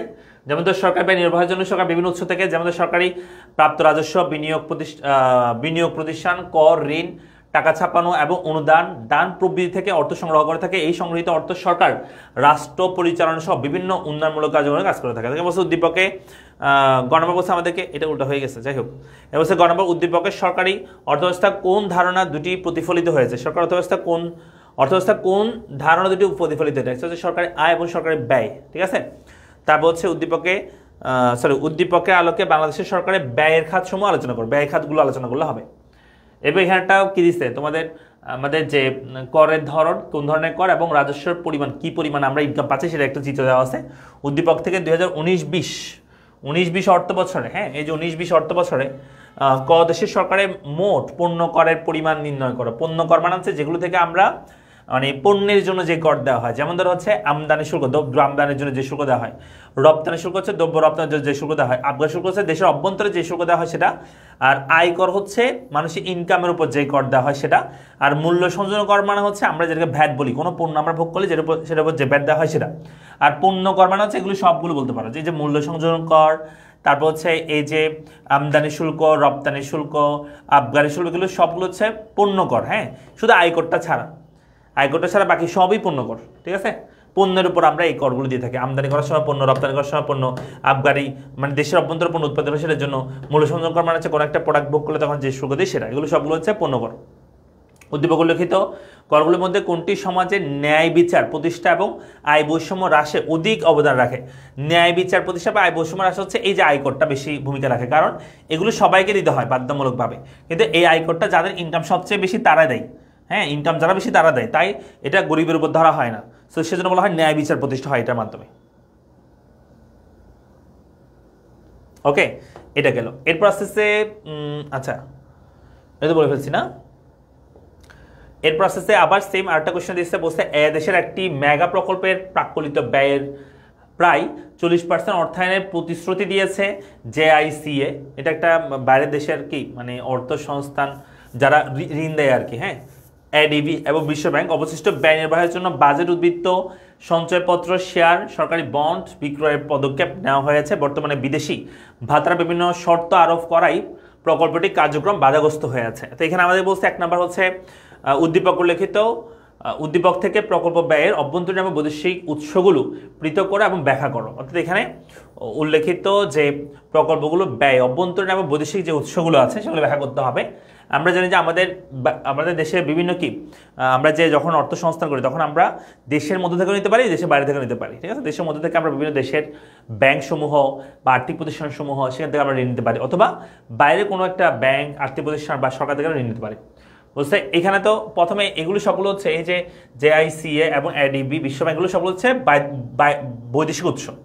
আর দেশের ভিতর থেকে উৎস হচ্ছে যেমন বাজেট উদ্বৃত্ত, সঞ্চয়পত্র, শেয়ার, বন্ড ইত্যাদি, এগুলো সবগুলো হচ্ছে অভ্যন্তরীণ উৎস, ঠিক আছে, অভ্যন্তরীণ উৎস। উদ্দীপক উল্লেখিত দুইটি উৎসের মধ্যে কোনটি সরকারের জন্য মঙ্গলজনক? অবশ্যই অভ্যন্তরীণ উৎস। বৈদেশিক উৎস থেকে ঋণ নেওয়া ভালো না, কারণ এটার ফলে তাদের উপর আমরা ডিপেন্ডেবল হয়ে যাই এবং হচ্ছে তারা আমাদের উপর বিভিন্ন শর্ত জুড়ে দেয়, যেটা আমাদের অর্থনীতির জন্য, আমাদের বাণিজ্যের জন্য, দেশের জন্য সেটা কোনোভাবেই ভালো কিছু বয়ে আনে না, ঠিক আছে। এই তাহলে এই হচ্ছে আমাদের প্রশ্ন। আশা করি পারবা তোমরা, এগুলো একটু দেখবা, পরবর্তী কোশ্চেনগুলো একটু দেখে নিবা।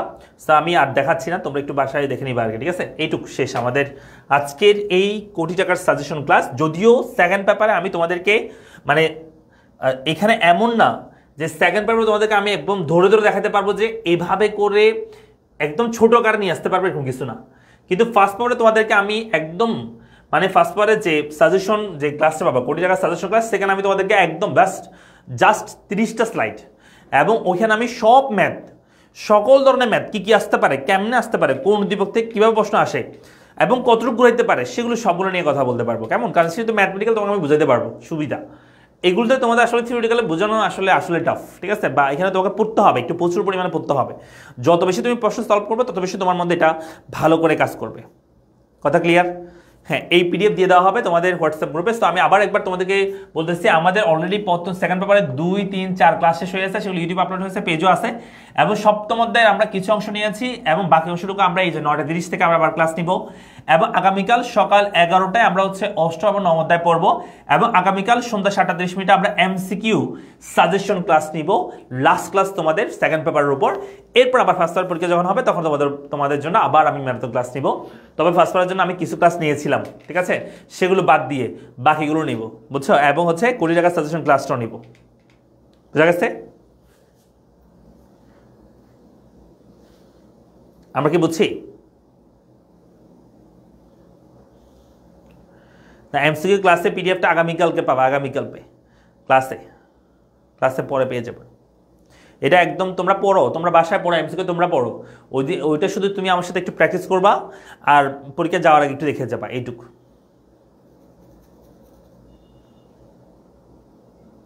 কোন চ্যাপ্টার থেকে কয়টা সিকিউ আসবে আমি অলরেডি ডিসকাস করছি, সেটা কোন চ্যাপ্টার থেকে কয়টা সিকিউ আসবে অলরেডি ডিসকাস করছি, সেটাকে এখানে মুছে দিছি আমি আবার বলে দিচ্ছি। শোনো, আমাদের অর্থনীতি সেকেন্ড পেপারে দ্বিতীয়, তৃতীয়,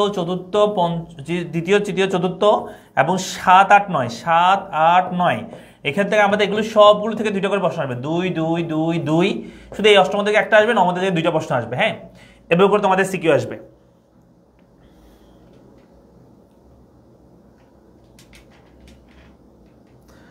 চ্যাপ্টার পড়লে এমসিকিউ পারবো না, বুঝি না তোমার কথা।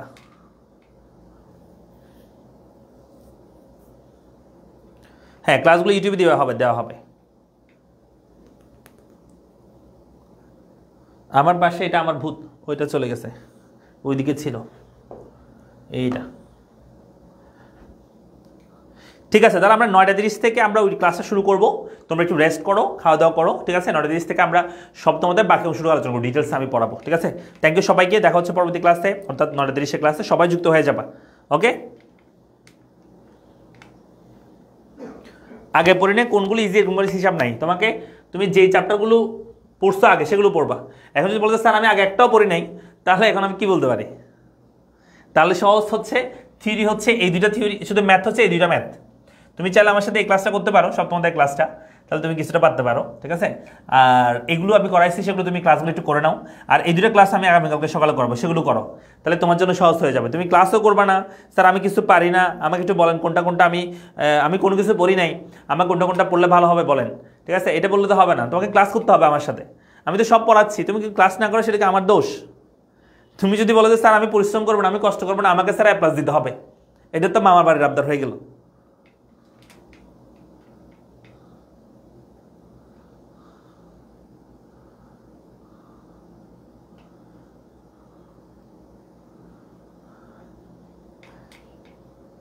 ঠিক আছে, তাহলে আমরা 9:30 থেকে আবার বাকি অংশ শুরু পড়বো। থ্যাংক ইউ সবাইকে, আসসালামু আলাইকুম।